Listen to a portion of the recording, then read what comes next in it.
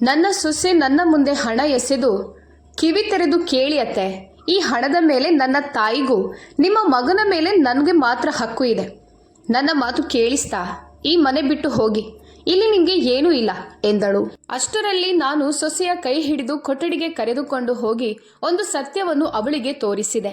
ಆ ಸತ್ಯವನ್ನು ಕಂಡು ಸೊಸೆ ಮಾತ್ರವಲ್ಲ, ಅವಳ ತಾಯಿಯ ಕನಸುಗಳು ಚೂರಾಗಿ ಹೋದವು. ಕನಿಷ್ಕಾ ಮತ್ತು ವಿರಾಜ್ ಮದುವೆಗೆ ಇನ್ನೂ ಕೇವಲ 3 ತಿಂಗಳೇ ಆಗಿತ್ತು. ಅದು ಯಾವ ಹೊಸ ದಂಪತಿಗಳಿಗೂ ಸುಂದರ ಕನಸುಗಳನ್ನು ಕಟ್ಟುವ ಸಮಯ.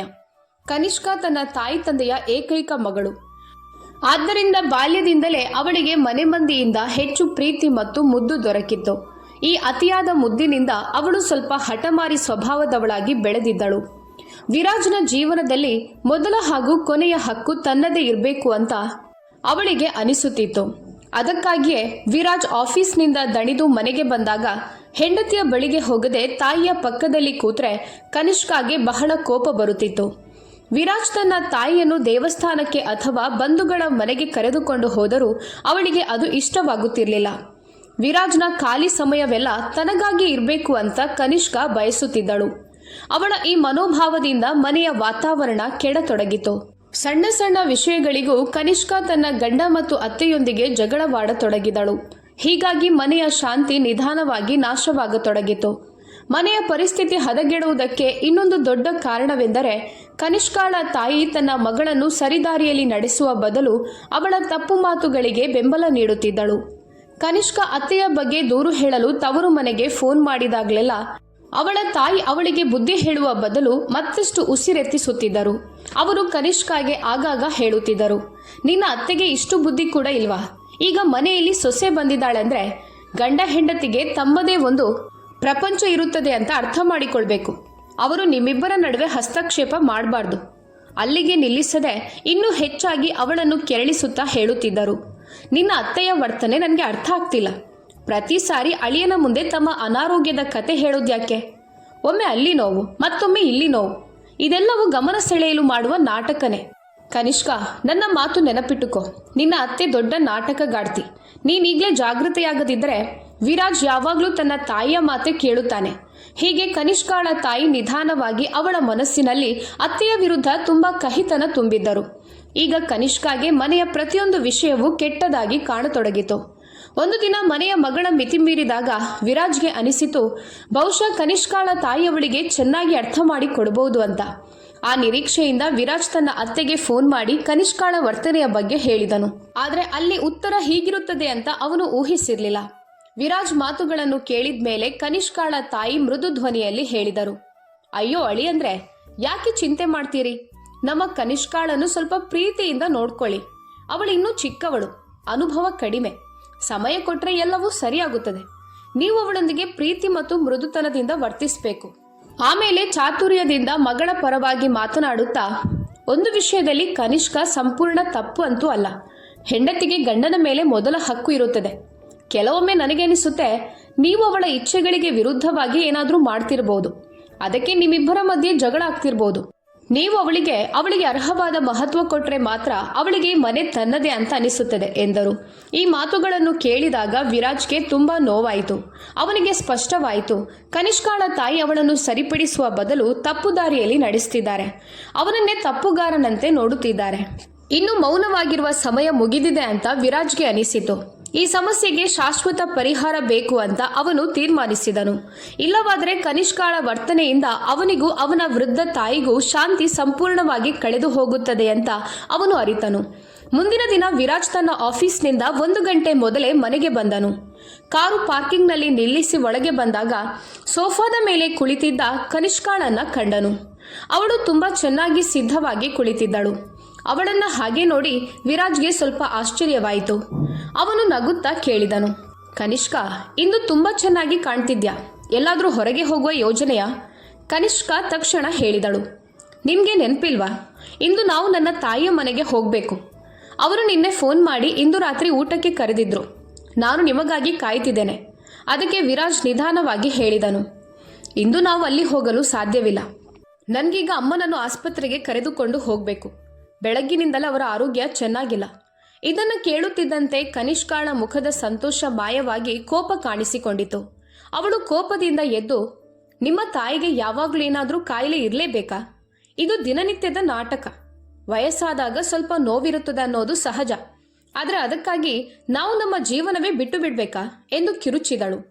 ಮುಂದೆ ಹೇಳಿದಳು, ನಾನು ಸಿದ್ಧವಾಗಿ ಹೊರಗೆ ಹೋಗಲು ಕಾಯುತ್ತಿದ್ದದ್ದನ್ನು ನೋಡುತ್ತಿದ್ದಂತೆಯೇ ನಿಮ್ಮ ತಾಯಿ ನಿಮಗೆ ಫೋನ್ ಮಾಡಿರಬೇಕು. ನಮ್ಮ ಕಾರ್ಯಕ್ರಮ ಹಾಳು ಮಾಡಲು ಅವರು ಹೀಗೆ ಮಾಡ್ತಾರೆ. ನನಗೆ ಪಕ್ಕ ನಂಬಿಕೆ ಇದೆ. ನಮ್ಮಿಬ್ಬರ ನಡುವೆ ಬರೋದಕ್ಕಾಗಿ ಅವರು ಕಾಯಿಲೆ ನಾಟಕ ಮಾಡ್ತಿದ್ದಾರೆ. ಅವರು ದೊಡ್ಡ ಡ್ರಾಮೆ ಬಾಸ್, ನಾಟಕ ಮಾಡುವ ಹೆಂಗಸು, ಇತರರ ಸಂತೋಷವನ್ನ ಸಹಿಸಿಕೊಳ್ಳಲಾಗದವರು. ವಿರಾಜ್ನ ಸಹನೆ ಈಗ ಸಂಪೂರ್ಣ ಮುಗಿದು ಹೋಗಿತ್ತು. ಕನಿಷ್ಕಾಳ ಕಟುವಾದ ಮಾತುಗಳನ್ನ ಕೇಳಿ ಅವನ ತಾಳ್ಮೆಯ ಕಟ್ಟೆ ಒಡೆದು ಹೋಯಿತು. ಅವನು ತುಂಬಾ ಕೋಪದಿಂದ ಹೇಳಿದನು, ಕನಿಷ್ಕಾ, ಮಿತಿ ಮೀರಿ ಮಾತಾಡಬೇಡ. ನನ್ನ ಅಮ್ಮನನ್ನೇ ನಾಟಕಗಾರ್ತಿ ಅಂತ ಕರೆಯುವಾಗ ನಿನ್ಗೆ ಸ್ವಲ್ಪವಾದ್ರೂ ನಾಚಿಕೆ ಆಗೋದಿಲ್ವಾ? ನೀನು ಶಾಂತವಾಗಿ ಯೋಚಿಸು. ಇವತ್ತಿನವರೆಗೆ ಅಮ್ಮ ನಮ್ಮ ಯಾವ ಯೋಜನೆಗೂ ಅಡ್ಡಿಯಾಗಿದ್ರಾ? ನಾವೆಲ್ಲಾದ್ರೂ ಹೊರಗೆ ಹೋಗೋದನ್ನ ತಡೆದಿದ್ರಾ? ಇಲ್ಲ ತಾನೆ? ಹಾಗಿದ್ರೆ ಅವರ ಬಗ್ಗೆ ಇಂಥ ಕೀಳು ಯೋಚನೆ ನಿನ್ಗೆ ಹೇಗೆ ಬರುತ್ತೆ? ತನ್ನ ಮಾತನ್ನು ಇನ್ನೂ ಸ್ಪಷ್ಟಪಡಿಸುತ್ತಾ ವಿರಾಜ್ ಮುಂದುವರಿಸಿದನು, ಇವತ್ತಿನ ಕಾರ್ಯಕ್ರಮದ ಬಗ್ಗೆ ನಿನ್ಗೆ ತಪ್ಪರ್ಥವಾಗಿದೆ. ನಿನ್ನ ಅಮ್ಮನ ಫೋನ್ ನಿನ್ಗೆ ಬಂದಿತ್ತು, ನನ್ಗಲ್ಲ. ಇವತ್ತೆಲ್ಲಾದ್ರೂ ಹೋಗ್ಬೇಕು ಅಂತ ನೀನು ಪ್ಲಾನ್ ಮಾಡಿಕೊಂಡಿದ್ಯಾ ಅಂತ ನನಗೆ ಗೊತ್ತೇ ಇರಲಿಲ್ಲ. ಅಮ್ಮನ ಆರೋಗ್ಯ ಹದಗೆಟ್ಟಿರೋದನ್ನ ನೋಡಿ ನಾನು ಸ್ವಯಂ ಹಿಂದೆ ಆಫೀಸ್ನಿಂದ ಬೇಗ ಮನೆಗೆ ಬಂದಿದ್ದೇನೆ, ಅವರನ್ನು ಸಮಯಕ್ಕೆ ಆಸ್ಪತ್ರೆಗೆ ಕರೆದುಕೊಂಡು ಹೋಗಲು. ಅದಕ್ಕಾಗಿ ನಾನು ಬೆಳಗ್ಗೆ ಡಾಕ್ಟರ್ ವರ್ಮಾ ಅವರ ಜೊತೆ ಸಮಯ ಕೂಡ ಫಿಕ್ಸ್ ಮಾಡಿದ್ದೇನೆ. ಮತ್ತೆ ದೊಡ್ಡ ಸಮಸ್ಯೆ ಏನಂದ್ರೆ, ನೀನು ನನ್ನ ಜೊತೆ ಮಾತಾಡದೆ ಕೇಳದೆ ನಿನ್ನ ಇಷ್ಟಕ್ಕೆ ಹೊರಗೆ ಹೋಗುವ ವಾಗ್ದಾನ ಮಾಡ್ತೀಯ. ನನಗೂ ನನ್ನದೇ ಕೆಲಸ ಜವಾಬ್ದಾರಿಗಳು ಇಲ್ಲ ಅಂತ ನಿನ್ಗೆ ಅನಿಸುತ್ತಾ? ನಿನ್ನ ಅಮ್ಮ ಕರೆದ್ರು ಅಂದ್ರೆ ನಾನೆಲ್ಲ ಕೆಲಸ ಬಿಟ್ಟು ಓಡಿ ಬರ್ಬೇಕಾ? ಅದು ಸಾಧ್ಯ ಇಲ್ಲ. ನಾನು ಖಾಲಿ ಕೂತಿರುವ ವ್ಯಕ್ತಿ ಅಲ್ಲ. ಹೀಗೆ ಮುಂಚಿತವಾಗಿ ತಿಳಿಸದೆ ಪ್ಲಾನ್ ಮಾಡೋದು ಮತ್ತು ನಂತರ ಇತರರ ಮೇಲೆ ಆರೋಪ ಹಾಕೋದು ಸರಿಯಾದ ವಿಧಾನವೇ ಅಲ್ಲ. ವಿರಾಜ್ನ ನೇರ ಮಾತುಗಳನ್ನ ಕೇಳಿ ಕನಿಷ್ಕಾಳ ಕೋಪ ಇನ್ನೂ ಹೆಚ್ಚಾಯಿತು. ಅವಳು ಹುಬ್ಬುಗಳನ್ನ ಮಡಚಿಕೊಂಡು ಕೋಪದಿಂದ ಉತ್ತರಿಸಿದಳು, ವಿರಾಜ್, ನಿನ್ನ ಮಾತುಗಳನ್ನ ಕೇಳಿದ್ರೆ ನನಗೆ ಆಶ್ಚರ್ಯವಾಗ್ತಿದೆ. ಈಗ ನನ್ನ ಅಮ್ಮ ಕೂಡ ನಿನ್ನಿಂದ ಅನುಮತಿ ಕೇಳಬೇಕಾ? ನನ್ನ ಅಮ್ಮ ಯಾವಾಗ ನನ್ನನ್ನು ತಮ್ಮ ಮನೆಗೆ ಕರಿಬೇಕು ಅನ್ನೋದನ್ನು ನಿನ್ನಿಂದ ಕೇಳಿಕೊಂಡು ತೀರ್ಮಾನ ಮಾಡಬೇಕಾ? ನಿನ್ನ ಮಾತಿನ ಅರ್ಥ ಅಷ್ಟೇ ತಾನೆ? ನೀನು ಯಾಕೆ ಅರ್ಥ ಮಾಡಿಕೊಳ್ಳೋದಿಲ್ಲ? ಅಮ್ಮ ಎಷ್ಟು ಪ್ರೀತಿಯಿಂದ ನಮ್ಮನ್ನು ಊಟಕ್ಕೆ ಕರೆದಿದ್ದಾರೆ. ನಾವು ಇವತ್ತು ಹೋಗದಿದ್ರೆ ಅವರ ಮನಸ್ಸಿಗೆ ಎಷ್ಟು ನೋವಾಗುತ್ತದೆ ಅನ್ನೋದನ್ನಾದರೂ ನೀನು ಯೋಚಿಸಿದ್ಯಾ? ಅವರಿಗೆ ಎಷ್ಟು ಬೇಸರವಾಗುತ್ತದೆ ಅನ್ನೋದರ ಬಗ್ಗೆ ನಿನಗೆ ಸ್ವಲ್ಪನಾದರೂ ಅಂದಾಜಿದ್ಯಾ? ಕನಿಷ್ಕಾಳ ಹಠವನ್ನು ನೋಡಿ ವಿರಾಜ್ ತನ್ನ ತಾಳ್ಮೆ ಕಳೆದುಕೊಳ್ಳಲಿಲ್ಲ. ಅವನು ಶಾಂತವಾಗಿ ಆದರೆ ದೃಢವಾಗಿ ಕೇಳಿದನು, ಕನಿಷ್ಕಾ, ನಿನಗೆ ನಿನ್ನ ಅಮ್ಮನ ನೋವಿನ ಬಗ್ಗೆ ತುಂಬ ಕಾಳಜಿ ಇದೆ. ಆದರೆ ಒಂದು ಕ್ಷಣವಾದರೂ ನಿನ್ನ ಅತ್ತೆಯ ಬಗ್ಗೆ ಯೋಚಿಸಿದ್ಯಾ? ಅಮ್ಮ ಈಗ ಅಸ್ವಸ್ಥರಾಗಿದ್ದಾರೆ. ಅವರಿಗೆ ತಕ್ಷಣ ಚಿಕಿತ್ಸೆ ಬೇಕಾಗಿದೆ. ಇಂಥ ಪರಿಸ್ಥಿತಿಯಲ್ಲಿ ನಾನವರನ್ನ ಬಿಟ್ಟು ನಿನ್ನ ಜೊತೆ ಹೊರಗೆ ಮೋಜು ಮಾಡಲು ಹೋದ್ರೆ ಅವರ ಮನಸ್ಸಿಗೆ ನೋವಾಗೋದಿಲ್ವಾ? ಅವರಿಗೆ ನನ್ನ ಮಗನಿಗೆ ನನ್ನ ಜೀವಕ್ಕೂ ಬೆಲೆ ಇಲ್ಲ ಅಂತ ಅನಿಸೋದಿಲ್ವಾ? ಪಾರ್ಟಿ ಅಥವಾ ಊಟಕ್ಕಿಂತ ಮನುಷ್ಯನ ಆರೋಗ್ಯ ಮುಖ್ಯ ಅನ್ನೋ ಯೋಚನೆ ನಿನ್ನ ಮನಸ್ಸಿಗೆ ಯಾಕೆ ಬರಲ್ಲ? ವಿರಾಜ್ ಸಾಧ್ಯವಾದಷ್ಟು ಕನಿಷ್ಕಾಳಿಗೆ ಜವಾಬ್ದಾರಿ ಮತ್ತು ಸಂಬಂಧಗಳ ಮಹತ್ವ ಅರ್ಥ ಮಾಡಿಕೊಡಲು ಪ್ರಯತ್ನಿಸುತ್ತಿದ್ದನು. ಅವಳು ತನ್ನ ಹಠ ಬಿಟ್ಟು ಮನೆಯ ಪರಿಸ್ಥಿತಿಯನ್ನು ಅರ್ಥ ಮಾಡಿಕೊಳ್ಳಲಿ ಅಂತ ಅವನು ಬಯಸುತ್ತಿದ್ದನು. ಆದರೆ ಕನಿಷ್ಕಾ ತನ್ನ ಮಾತನ್ನೇ ನಡೆಸಬೇಕು ಅನ್ನೋ ಹಠದಲ್ಲಿ ಕಣ್ಣು ಮುಚ್ಚಿಕೊಂಡಂತಿದ್ದಳು. ವಿರಾಜ್ನ ಯಾವ ಮಾತನ್ನು ಕೇಳಲು ಅಥವಾ ಅರ್ಥ ಮಾಡಿಕೊಳ್ಳಲು ಅವಳು ಸಿದ್ಧವಾಗಿರಲಿಲ್ಲ. ಕೊಠಡಿಯಲ್ಲಿ ಒತ್ತಡ ಇಷ್ಟು ಹೆಚ್ಚಾಗಿತ್ತು ಎಂದರೆ ಅವರ ಜೋರಾದ ಮಾತುಗಳು ಮನೆಯ ಹೊರಗೂ ಕೇಳಿಸತೊಡಗಿದವು. ಪಕ್ಕದ ಕೊಠಡಿಯಲ್ಲಿ ಮಲಗಿದ್ದ ವಿರಾಜ್ನ ತಾಯಿ ಸುಲೋಚನಾರವರಿಗೆ ಈ ಕಟುವಾದ ಮಾತುಗಳು ಕೇಳಿಸಿಕೊಂಡಾಗ ಅವರ ಹೃದಯಕ್ಕೆ ತುಂಬಾ ನೋವಾಯಿತು. ತಮ್ಮ ಅನಾರೋಗ್ಯ ಮತ್ತು ದುರ್ಬಲತೆಯನ್ನು ಲೆಕ್ಕಿಸದೆ ಅವರು ನಿಧಾನವಾಗಿ ಹೊರಗೆ ಹಾಲ್ಗೆ ಬಂದರು. ಇಬ್ಬರನ್ನು ಶಾಂತಗೊಳಿಸಲು ಸುಲೋಚನಾರವರು ಮಮತೆಯಿಂದ ಕನಿಷ್ಕಾಳಿಗೆ ಹೇಳಿದರು, ಕನಿಷ್ಕಾ ಮಗಳೇ, ನೀವಿಬ್ಬರು ಹೀಗೆ ಜಗಳ ಮಾಡಿಕೊಳ್ಬೇಡಿ. ನನ್ನ ಕಾರಣಕ್ಕೆ ನಿಮ್ಮಿಬ್ಬರ ಮಧ್ಯೆ ದೂರವಾಗುತ್ತಿದೆ ಅನ್ನೋದು ನನಗೆ ನೋವಾಗುತ್ತದೆ. ಒಂದು ಕೆಲಸ ಮಾಡೋಣ ವಿರಾಜ್, ನೀನು ಕನಿಷ್ಕಾಳ ಜೊತೆ ಅವಳ ಅಮ್ಮನ ಮನೆಗೆ ಹೋಗು. ಅವರ ಮನಸ್ಸು ನೋಯಬಾರ್ದು. ನಾನೊಬ್ಳೆ ಕ್ಯಾಬ್ ಅಥವಾ ಆಟೋ ತೆಗೆದುಕೊಂಡು ಡಾಕ್ಟರ್ ಬಳಿ ಹೋಗಿ ತಪಾಸಣೆ ಮಾಡಿಸಿಕೊಳ್ಳುತ್ತೇನೆ. ಈಗಾದರೂ ನೀವು ಇಬ್ರು ಜಗಳ ನಿಲ್ಲಿಸಿ. ಆದರೆ ಸುಲೋಚನಾರವರ ಪ್ರೀತಿ ಮತ್ತು ತ್ಯಾಗದ ಮಾತು ಕನಿಷ್ಕಾಳ ಮೇಲೆ ಯಾವುದೇ ಒಳ್ಳೆಯ ಪರಿಣಾಮ ಬೀರೋದಿಲ್ಲ. ಬದಲಿಗೆ ಅವಳು ಇನ್ನೂ ಹೆಚ್ಚು ಕೋಪಗೊಂಡಳು. ಅತ್ತೆಯ ಕಡೆ ನೋಡಿ ಕಠಿಣವಾಗಿ ಹೇಳಿದಳು, ಸಾಕು ಅತ್ತೆ, ಇಲ್ಲಿ ಬಂದು ಮಹಾನ್ ಆಗೋದು, ನಿಮ್ಮ ಪ್ರೀತಿ ತೋರಿಸೋದು ಬೇಡ. ನನಗೆ ಒಂದು ವಿಷಯ ಯಾವತ್ತೂ ಅರ್ಥವಾಗಿಲ್ಲ. ನಿಮ್ಮಂಥ ತಾಯಂದ್ರಿಗೆ ತಮ್ಮ ಮಗನ ಮೇಲಿನ ಮೋಹ ಇಳಿಯೋದೇ ಇಲ್ಲ ಅಂದರೆ ಅವನ ಮದುವೆ ಯಾಕೆ ಮಾಡ್ತೀರಾ? ಮದುವೆಯಾಗಿ ಹೆಂಡತಿಯನ್ನು ಮನೆಗೆ ತಂದ ಮೇಲೂ ಮಗನನ್ನು ನಿಮ್ಮ ಬೆರಳಲ್ಲಿ ಕುಣಿಸ್ಬೇಕು ಅನ್ನೋದೇ ನಿಮ್ಮ ಆಸೆ. ಮಗನ ಮನೆ ಸಂಸಾರ ಶುರುವಾದ ಮೇಲೂ ತಾಯಿಯ ಈ ಅತಿಯಾದ ಅಂಟು ಯಾಕೆ ಕಡಿಮೆಯಾಗಲ್ಲ? ತಾಯಿಗೆ ಆದ ಅವಮಾನವನ್ನು ವಿರಾಜ್ ಇನ್ನಷ್ಟು ಸಹಿಸಿಕೊಳ್ಳಲಿಲ್ಲ. ಕನಿಷ್ಕಾಳ ದುರ್ವಚನಗಳನ್ನ ಕೇಳಿ ಅವನ ರಕ್ತ ಕುದಿಯಿತು. ಅವನು ಜೋರಾಗಿ ಕೂಗಿದನು, ಕನಿಷ್ಕ, ನಿನ್ನ ಬಾಯಿಂದ ಯಾವ ವಿಷ ಹೊರಬರುತ್ತಿದೆ ಅನ್ನೋದ್ರ ಬಗ್ಗೆ ನಿನ್ಗೆ ಸ್ವಲ್ಪನಾದ್ರೂ ಅಂದಾಜಿದ್ಯಾ? ನಿನ್ನ ಬುದ್ಧಿ ಹೋಗ್ಬಿಟ್ಟಿದ್ಯಾ? ನನ್ನ ಅಮ್ಮನ ಮುಂದೆ ನಿಂತು ಇಂಥ ಹೀನ ಮಾತುಗಳನ್ನು ಬಳಸುವಷ್ಟು ಧೈರ್ಯ ನಿನ್ಗೆ ಹೇಗೆ ಬಂತು? ಅಮ್ಮನ ಬಗ್ಗೆ ಇಂಥ ವರ್ತನೆ ನಾನು ಯಾವ ಬೆಲೆ ಕೊಟ್ಟರೂ ಸಹಿಸೋದಿಲ್ಲ. ವಿರಾಜ್ನ ಕಣ್ಣಲ್ಲಿ ತಾಯಿಗೆ ಇರುವ ನೋವು ಮತ್ತು ಹೆಂಡತಿಗೆ ಇರುವ ಕೋಪ ಸ್ಪಷ್ಟವಾಗಿ ಕಾಣಿಸ್ತಿತ್ತು. ಮಗ ಇಷ್ಟು ಕೋಪಗೊಂಡಿರೋದನ್ನ ನೋಡಿ ಸುಲೋಚನಾರವರು ಹೆದರಿದರು. ವಿಷಯ ಇನ್ನೂ ಹದಗೆಡಬಾರ್ದು ಅಂತ ಅವರು ನಡುಗುತ್ತಿರುವ ಕೈಯಿಂದ ವಿರಾಜ್ನ ಭುಜವನ್ನ ಹಿಡಿದು ಸನ್ನೆಯಿಂದ ಶಾಂತವಾಗಿರಲು ಹೇಳಿದರು. ತಮ್ಮ ಕಾರಣಕ್ಕೆ ಮನೆಯಲ್ಲಿ ಇನ್ನಷ್ಟು ಕಲಹ ಆಗಬಾರ್ದು ಅಂತ ಅವರು ಮೌನವಾಗಿದ್ದರು. ಆದರೆ ಕನಿಷ್ಕಾಳ ಮೇಲೆ ವಿರಾಜ್ನ ಕೋಪಕ್ಕೂ ಅತ್ತೆಯ ಮಮತೆಗೂ ಯಾವುದೇ ಪರಿಣಾಮ ಆಗಲಿಲ್ಲ. ಕನಿಷ್ಕಾಳ ಕೋಪ ಆಕಾಶಕ್ಕೇರಿತ್ತು. ಇಲ್ಲಿ ಯಾರೂ ತನ್ನ ಮಾತು ಅರ್ಥ ಮಾಡಿಕೊಳ್ಳುತ್ತಿಲ್ಲ ಅನ್ನೋ ಭಾವನೆ ಅವಳಿಗೆ ಬಂತು. ಅವಳು ಕಾಲು ಬಡಿದು ವೇಗವಾಗಿ ತನ್ನ ಕೊಠಡಿಗೆ ಹೋಗಿ ಅಲಮಾರಿಯಿಂದ ಬ್ಯಾಗ್ ತೆಗೆದು ಅಗತ್ಯವಾದ ವಸ್ತುಗಳನ್ನು ಅದರಲ್ಲಿ ತುಂಬಲು ಆರಂಭಿಸಿದಳು. ಕೆಲವೇ ನಿಮಿಷಗಳಲ್ಲಿ ಬ್ಯಾಗ್ ಭುಜಕ್ಕೆ ಹಾಕಿಕೊಂಡು ಯಾರನ್ನೂ ನೋಡದೆ ಹಿಂದೆ ತಿರುಗಿ ನೋಡದೆ ಮನೆ ದ್ವಾರದಿಂದ ಹೊರಗೆ ಹೋಗಿಬಿಟ್ಟಳು. ಮನೆಯೊಳಗೆ ಮೌನ ಆವರಿಸಿತು. ವಿರಾಜ್ ಅವಳನ್ನು ಹೀಗೆ ಹೋಗುತ್ತಿರೋದನ್ನ ಆಶ್ಚರ್ಯದಿಂದ ನೋಡುತ್ತಾ ನಿಂತುಕೊಂಡ. ಕನಿಷ್ಕ ಕೋಪದಲ್ಲಿ ಮನೆ ಬಿಟ್ಟು ಹೋಗಿದ್ದನ್ನ ನೋಡಿ ಸುಲೋಚನಾರವರ ಮೃದು ಮನಸ್ಸು ಗಾಬರಿಗೊಂಡಿತು. ವಿಷಯ ತುಂಬಾ ದೂರ ಹೋಗಬಾರ್ದು ಅಂತ ಅವರು ತಕ್ಷಣ ವಿರಾಜ್ನ ಕೈ ಹಿಡಿದು ಆತಂಕದಿಂದ ಹೇಳಿದರು, ವಿರಾಜ್ ಮಗನೇ, ಅವಳೆಷ್ಟು ಕೋಪದಿಂದ ಹೋಗಿದ್ದಾಳೆ ನೋಡಿದ್ಯಾ? ನೀನು ಬೇಗ ಹೊರಗೆ ಹೋಗಿ ಅವಳನ್ನ ತಡೆದು ಮಾತು ಇಲ್ಲಿಗೆ ಮುಗಿಸಿಬಿಡು, ಇಲ್ಲವಾದ್ರೆ ದೂರ ಇನ್ನೂ ಹೆಚ್ಚಾಗುತ್ತದೆ. ಸುಲೋಚನಾರವರಿಗೆ ಇನ್ನೂ ಕನಿಷ್ಕಾಳ ಮೇಲಿನ ಮಮತೆ ಕಡಿಮೆಯಾಗಿರಲಿಲ್ಲ. ಸೊಸೆ ಮನೆಗೆ ಹಿಂದಿರುಗಲಿ ಅಂತ ಅವರು ಬಯಸಿದರು. ಆದರೆ ವಿರಾಜ್ ತಾಯಿಯ ಮಾತಿಗೆ ಒಪ್ಪಲಿಲ್ಲ. ಅವನು ಗಂಭೀರವಾಗಿ ಮತ್ತು ಶಾಂತವಾಗಿ ಹೇಳಿದನು, ಇಲ್ಲ ಅಮ್ಮ, ಇವತ್ತು ನಾನವಳನ್ನ ತಡೆಯಲು ಹೋಗೋದಿಲ್ಲ. ನಾನವಳನ್ನ ಮನೆ ಹೊರಗೆ ಹಾಕಿಲ್ಲ, ಹೋಗುವಂತಲೂ ಹೇಳಿಲ್ಲ. ಅವಳು ತನ್ನ ಇಚ್ಛೆಯಿಂದಲೇ ಹೋಗಿದ್ದಾಳೆ. ಹೋಗೋದಕ್ಕೆ ಅವಳು ಹೊರಗಿಂದ ಕ್ಯಾಬ್ ತೆಗೆದುಕೊಂಡು ಸುರಕ್ಷಿತವಾಗಿ ತಲುಪುತ್ತಾಳೆ. ನೀನು ಅವಳ ಬಗ್ಗೆ ಚಿಂತಿಸಬೇಡ. ಈಗ ಅವಳನ್ನು ಹೋಗಲು ಬಿಡುವುದೇ ಸರಿಯಾದ ನಿರ್ಧಾರ. ತನ್ನ ಆದ್ಯತೆಗಳನ್ನು ಸ್ಪಷ್ಟಪಡಿಸುತ್ತಾ ವಿರಾಜ್ ಮುಂದುವರಿಸಿದನು, ಅಮ್ಮ, ಈ ಎಲ್ಲ ವಿಚಾರಗಳನ್ನು ಮನಸ್ಸಿನಿಂದ ತೆಗೆದುಹಾಕಿ ಬೇಗ ಸಿದ್ಧವಾಗಿ. ಈ ಸಮಯದಲ್ಲಿ ನನಗೆ ನಿಮ್ಮ ಆರೋಗ್ಯವೇ ಮೊದಲ ಆದ್ಯತೆ. ಮೊದಲು ನಿಮ್ಮನ್ನು ಡಾಕ್ಟರ್ ಬಳಿ ಕರೆದುಕೊಂಡು ಹೋಗುತ್ತೇನೆ. ಸಮಯಕ್ಕೆ ತಪಾಸಣೆ ಆಗಲಿ. ಆಮೇಲೆ ನಿಮ್ಮನ್ನು ಮನೆಗೆ ಬಿಡುತ್ತೇನೆ, ನೀವು ವಿಶ್ರಾಂತಿ ಪಡೆಯಲು. ನಾನು ನಿಮ್ಮ ಬಗ್ಗೆ ಸಂಪೂರ್ಣ ನಿಶ್ಚಿಂತವಾದ ನಂತರವೇ ಕನಿಷ್ಕಾಳ ತವರೂರಿಗೆ ಹೋಗಿ ಈ ಸಮಸ್ಯೆಗೆ ಯಾವುದಾದ್ರೂ ಖಚಿತ ಪರಿಹಾರ ಹುಡುಕುತ್ತೇನೆ. ಈಗ ತಡ ಮಾಡಬೇಡಿ, ಬನ್ನಿ ಹೋಗೋಣ. ಸುಲೋಚನಾರವರ ಮನಸ್ಸಿನಲ್ಲಿ ಇನ್ನೂ ಸಂಶಯ ಇತ್ತು. ಅವರು ಹಿಂಜರಿದು ಮತ್ತೆ ಏನೋ ಹೇಳಲು ಪ್ರಯತ್ನಿಸಿದರು. ಅಯ್ಯೋ ವಿರಾಜ್, ನನ್ನ ಮಾತು ಕೇಳು. ಆದರೆ ವಿರಾಜ್ ಮಧ್ಯದಲ್ಲೇ ಮಾತು ಕಡಿದು ದೃಢವಾಗಿ ಹೇಳಿದನು, ಅಮ್ಮ, ಈಗ ಅಯ್ಯೋ ಅಯ್ಯೋ ಹೇಳುವ ಸಮಯ ಹೋಗಿದೆ. ಅವಳ ಬಗ್ಗೆ ನೀವು ಚಿಂತಿಸಬೇಡಿ. ಅವಳಿಗೆ ಏನೂ ಆಗೋದಿಲ್ಲ. ಅವಳು ತನ್ನನ್ನೇ ಚೆನ್ನಾಗಿ ನೋಡಿಕೊಳ್ಳಲು ತಿಳಿದವಳು. ನಮ್ಮ ಮದುವೆಗೆ ಇನ್ನೂ ಕೇವಲ 3 ತಿಂಗಳು ಮಾತ್ರ ಆಗಿವೆ. ಈ ಅಲ್ಪ ಸಮಯದಲ್ಲೇ ನಾನವಳ ಡ್ರಾಮಾ ಮತ್ತು ನಕ್ರಾಗಳನ್ನು ಹಲವು ಬಾರಿ ನೋಡಿದ್ದೇನೆ.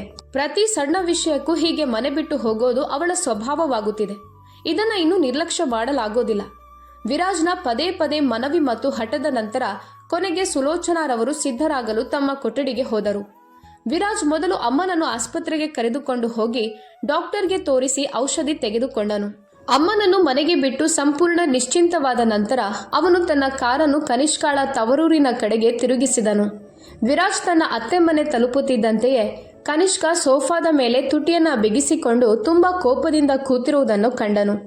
ಅವನನ್ನು ಕಂಡ ತಕ್ಷಣ ಕನಿಷ್ಕಾಳ ತಾಯಿ ವ್ಯಂಗ್ಯವಾಗಿ ಮತ್ತು ಸ್ವಲ್ಪ ಜೋರಾಗಿ ಹೇಳಿದರು, ಅಯ್ಯೋ ಅಳಿಯಂದ್ರೆ, ಇದು ಯಾವ ರೀತಿಯ ವರ್ತನೆ? ನಿಮ್ಮ ಮದುವೆಗೆ ಇನ್ನೂ 3 ತಿಂಗಳು ಕೂಡ ಪೂರ್ತಿಯಾಗಿಲ್ಲ. ಇಷ್ಟು ಬೇಗ ನಿಮ್ಮಿಬ್ಬರ ನಡುವೆ ಏನಾಯಿತು? ನನ್ನ ಕನಿಷ್ಕಾಳನ್ನ ಹೀಗೆ ಒಬ್ಬಳನ್ನೇ ತವರಿಗೆ ಕಳುಹಿಸಿಬಿಟ್ರಿ. ಹೆಂಡತಿಯನ್ನು ಹೀಗೆ ಅನಾಥಳಂತೆ ಬಿಟ್ಟು ಬಿಡೋದು ಗಂಡನ ಜವಾಬ್ದಾರಿನಾ?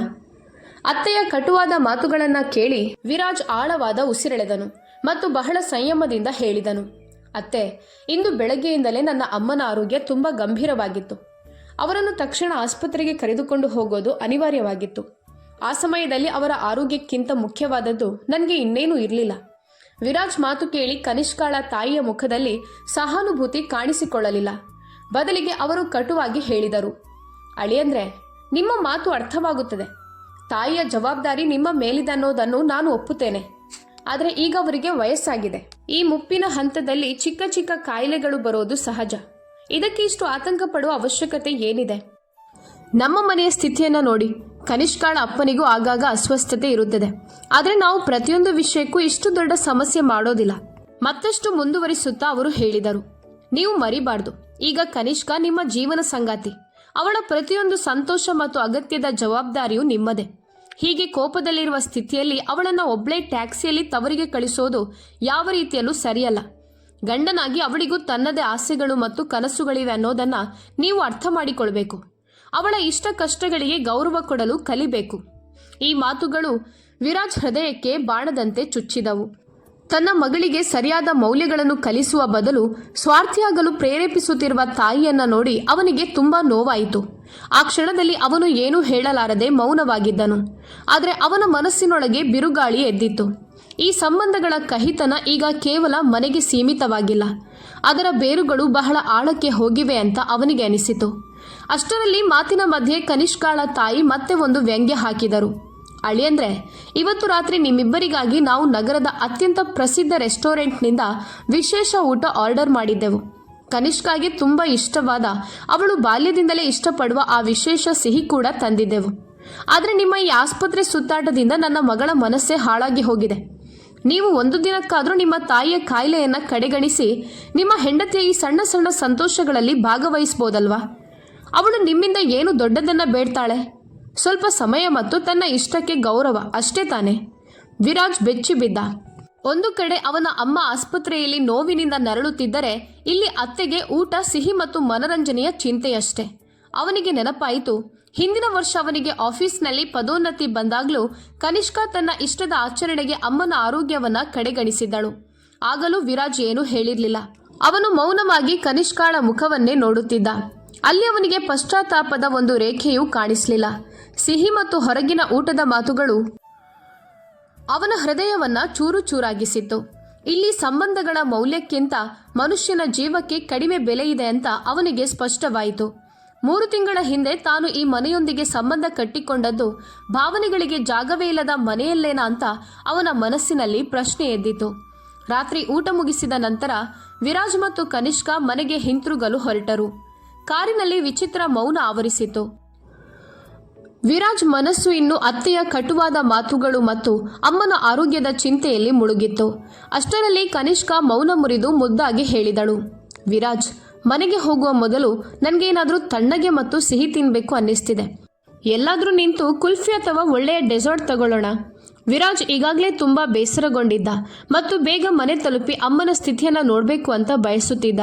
ಆದರೆ ಅವನು ಮನಸ್ಸಿನಲ್ಲಿ ಯೋಚಿಸಿದ, ಈಗ ಇಲ್ಲ ಅಂದರೆ ಮತ್ತೆ ಅದೇ ಜಗಳ, ಅದೇ ತಕರಾರು. ಒಂದು ಸಣ್ಣ ಇಚ್ಛೆಗೆ ಮತ್ತೆ ಹಳೆಯ ಆರೋಪಗಳು ಮತ್ತು ತಿರಸ್ಕಾರಗಳು ಕೇಳಬೇಕಾಗುತ್ತದೆ. ಶಾಂತಿ ಉಳಿಸಿಕೊಳ್ಳಲು ಅವನು ಮೌನವಾಗಿ ಪ್ರಸಿದ್ಧ ಐಸ್ ಕ್ರೀಂ ಪಾರ್ಲರ್ ಮುಂದೆ ಕಾರು ನಿಲ್ಲಿಸಿದನು. ಇಬ್ಬರು ಅಲ್ಲಿ ಕೂತು ತಮ್ಮ ಇಷ್ಟದ ಐಸ್ ಕ್ರೀಂ ಸವಿದರು. ಹೊರಡುವಾಗ ವಿರಾಜ್ ಸಿಹಿ ಅಂಗಡಿಯಿಂದ ಅರ್ಧ ಕಿಲೋ ಗುಲಾಬ್ ಜಾಮೂನು ಕೂಡ ಪ್ಯಾಕ್ ಮಾಡಿಸಿಕೊಂಡನು. ಇದನ್ನು ನೋಡಿ ಕನಿಷ್ಕಾಳ ನೆತ್ತಿಯ ಮೇಲೆ ಗೆರೆಗಳು ಬಿತ್ತು. ಅವಳು ಆಶ್ಚರ್ಯದಿಂದ ಕೇಳಿದಳು, ಅಯ್ಯೋ ವಿರಾಜ್, ನಾವಿಬ್ರು ಇಲ್ಲಿ ಚೆನ್ನಾಗಿ ತಿಂದಿದ್ದೇವೆ ಅಂದಮೇಲೆ ಮತ್ತೆ ಇಷ್ಟು ಹೆಚ್ಚು ಗುಲಾಬ್ ಜಾಮೂನು ತೆಗೆದುಕೊಳ್ಳೋದು ಯಾಕೆ? ಮನೆಯಲ್ಲಿ ತಿನ್ನೋವರು ಬೇರೆ ಯಾರೂ ಇಲ್ಲ. ಇದು ಅನವಶ್ಯಕವಾಗಿ ಹಣ ವ್ಯರ್ಥ ಮಾಡೋದಲ್ವಾ? ಇಷ್ಟೊಂದು ಸಿಹಿಯನ್ನು ನೀವು ಯಾರಿಗಾಗಿ ತೆಗೆದುಕೊಳ್ತಿದ್ದೀರಿ? ವಿರಾಜ್ ತುಂಬ ಶಾಂತ ಧ್ವನಿಯಲ್ಲಿ ಉತ್ತರಿಸಿದನು, ಕನಿಷ್ಕಾ, ನಾವಿಲ್ಲಿ ನಮ್ಮ ಇಷ್ಟದಂತೆ ತಿಂದು ಸಂತೋಷ ಪಟ್ಟಿದ್ದೇವೆ. ಆದರೆ ಮನೆಯಲ್ಲಿ ಅಮ್ಮ ನಮಗಾಗಿ ಕಾಯ್ತಿದ್ದಾರೆ. ಅವರಿಗೆ ಸಿಹಿ ತುಂಬ ಇಷ್ಟ. ಆದ್ದರಿಂದ ಅವರಿಗೂ ಸ್ವಲ್ಪ ಗುಲಾಬ್ ಜಾಮೂನು ತೆಗೆದುಕೊಂಡು ಹೋಗೋಣ ಅಂತ ನಾನು ಯೋಚಿಸಿದೆ, ಅವರಿಗೆ ಖುಷಿಯಾಗಲಿ ಅಂತ. ವಿರಾಜ್ನ ಈ ಮಮತೆಯ ಮಾತು ಕೇಳುತ್ತಿದ್ದಂತೆಯೇ ಕನಿಷ್ಕಾಳ ಮುಖದಲ್ಲಿ ಕೋಪದ ರೇಖೆಗಳು ಮೂಡಿದವು. ಅವಳು ಕೋಪದಿಂದ ಧ್ವನಿಯನ್ನ ಎತ್ತಿ ಹೇಳಿದಳು, ವಿರಾಜ್, ನಿನ್ನ ಈ ಅಭ್ಯಾಸ ನನಗೆ ಒಂದಷ್ಟು ಇಷ್ಟ ಇಲ್ಲ. ಪ್ರತಿಯೊಂದು ಚಿಕ್ಕ ಚಿಕ್ಕ ವಿಷಯದಲ್ಲೂ ನಿನ್ನ ಅಮ್ಮನನ್ನೇ ಯಾಕೆ ಮಧ್ಯಕ್ಕೆ ತರ್ತೀಯ? ನೋಡಿದ್ರೆ ಯಾವಾಗಲೂ ಅಮ್ಮ ಅಮ್ಮ ಅಂತಲೇ ಹೇಳ್ತಿರ್ತೀಯ. ಅವರಿಗಾಗಿ ಯಾವಾಗಲೂ ಏನಾದರೂ ತಗೊಳ್ಬೇಕು, ಅವರ ಬಗ್ಗೆ ಯೋಚಿಸಬೇಕು ಅನ್ನೋದು ಇಷ್ಟು ಕಡ್ಡಾಯನಾ? ಕನಿಷ್ಠ ಇಷ್ಟಾದರೂ ನೀನು ಅರ್ಥ ಮಾಡಿಕೊಳ್ಬೇಕು. ಹೆಂಡತಿ ಮತ್ತು ತಾಯಿಯ ಸ್ಥಾನ ಒಂದೇ ಅಲ್ಲ. ನಿನ್ನ ಜೀವನದ ಪ್ರತಿಯೊಂದು ನಿರ್ಧಾರವು ನಿನ್ನ ಅಮ್ಮನ ಸುತ್ತಲೇ ತಿರುಗುತ್ತಾ ಇರುತ್ತದಾ? ಕನಿಷ್ಕಾಳ ಈ ಅರ್ಥವಿಲ್ಲದ ಮಾತುಗಳನ್ನು ಕೇಳಿ ವಿರಾಜ್ನ ಸಹನೆ ಸಂಪೂರ್ಣ ಮುಗಿಯಿತು.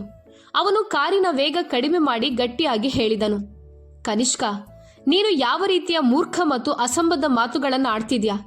ನಿನ್ಗೆ ನಿನ್ನ ಮಾತಿನ ಅರ್ಥವೂ ಗೊತ್ತಾಗ್ತಿದ್ಯಾ? ನನ್ನ ಮದುವೆ ಆಗಿದಂದ ಮಾತ್ರ ನನ್ನ ಅಮ್ಮ ನನಗೆ ಹೊರಗಿನವಳಾಗಿ ಬಿಟ್ಲಾ? ನಿನ್ನ ನಿರೀಕ್ಷೆ ಏನು? ನೀನು ನನ್ನ ಜೀವನಕ್ಕೆ ಬಂದ್ಮೇಲೆ ನನಗೆ ಜನ್ಮ ಕೊಟ್ಟು ಬೆಳೆಸಿದ ಆ ಹೆಂಗಸನ್ನೇ ನಾನು ಮರೆತು ಬಿಡ್ಬೇಕಾ?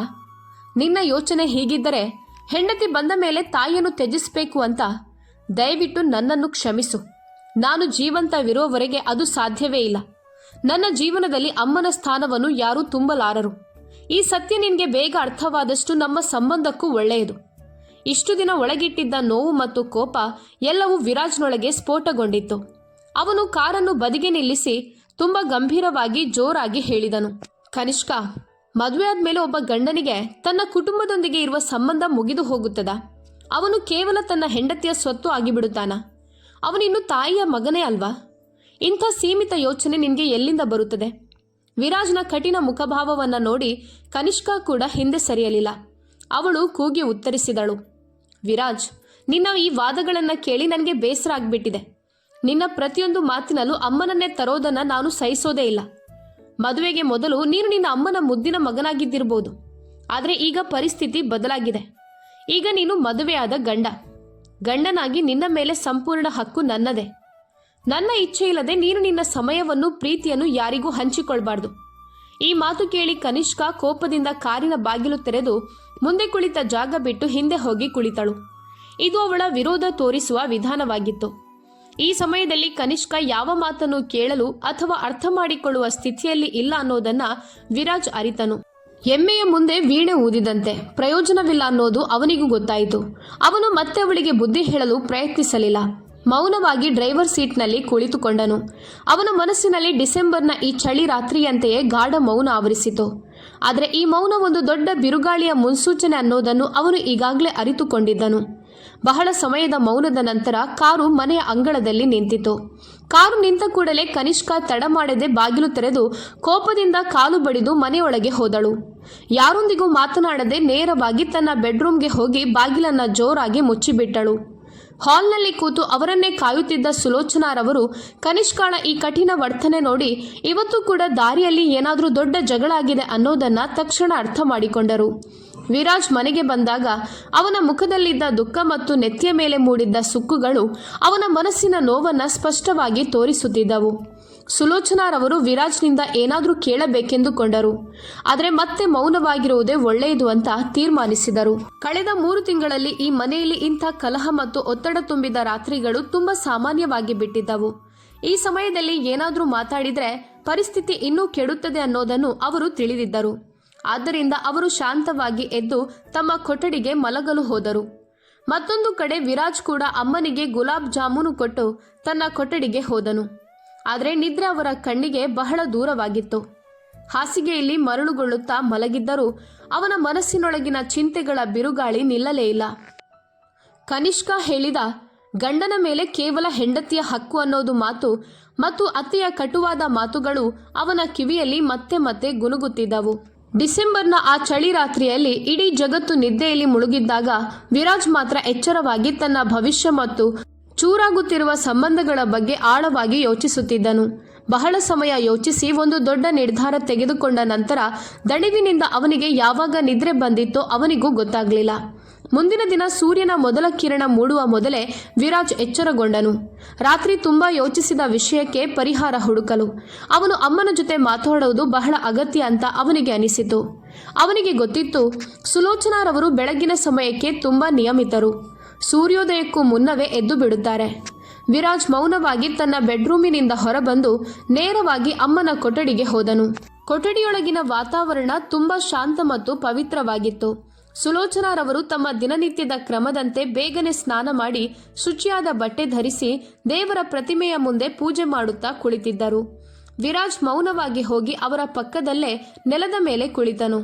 ಕೆಲವು ಕ್ಷಣ ಮೌನವಾಗಿ ತಾಯಿಯ ಶಾಂತ ಮುಖವನ್ನು ನೋಡುತ್ತಾ ಕುಳಿತಿದ್ದನು.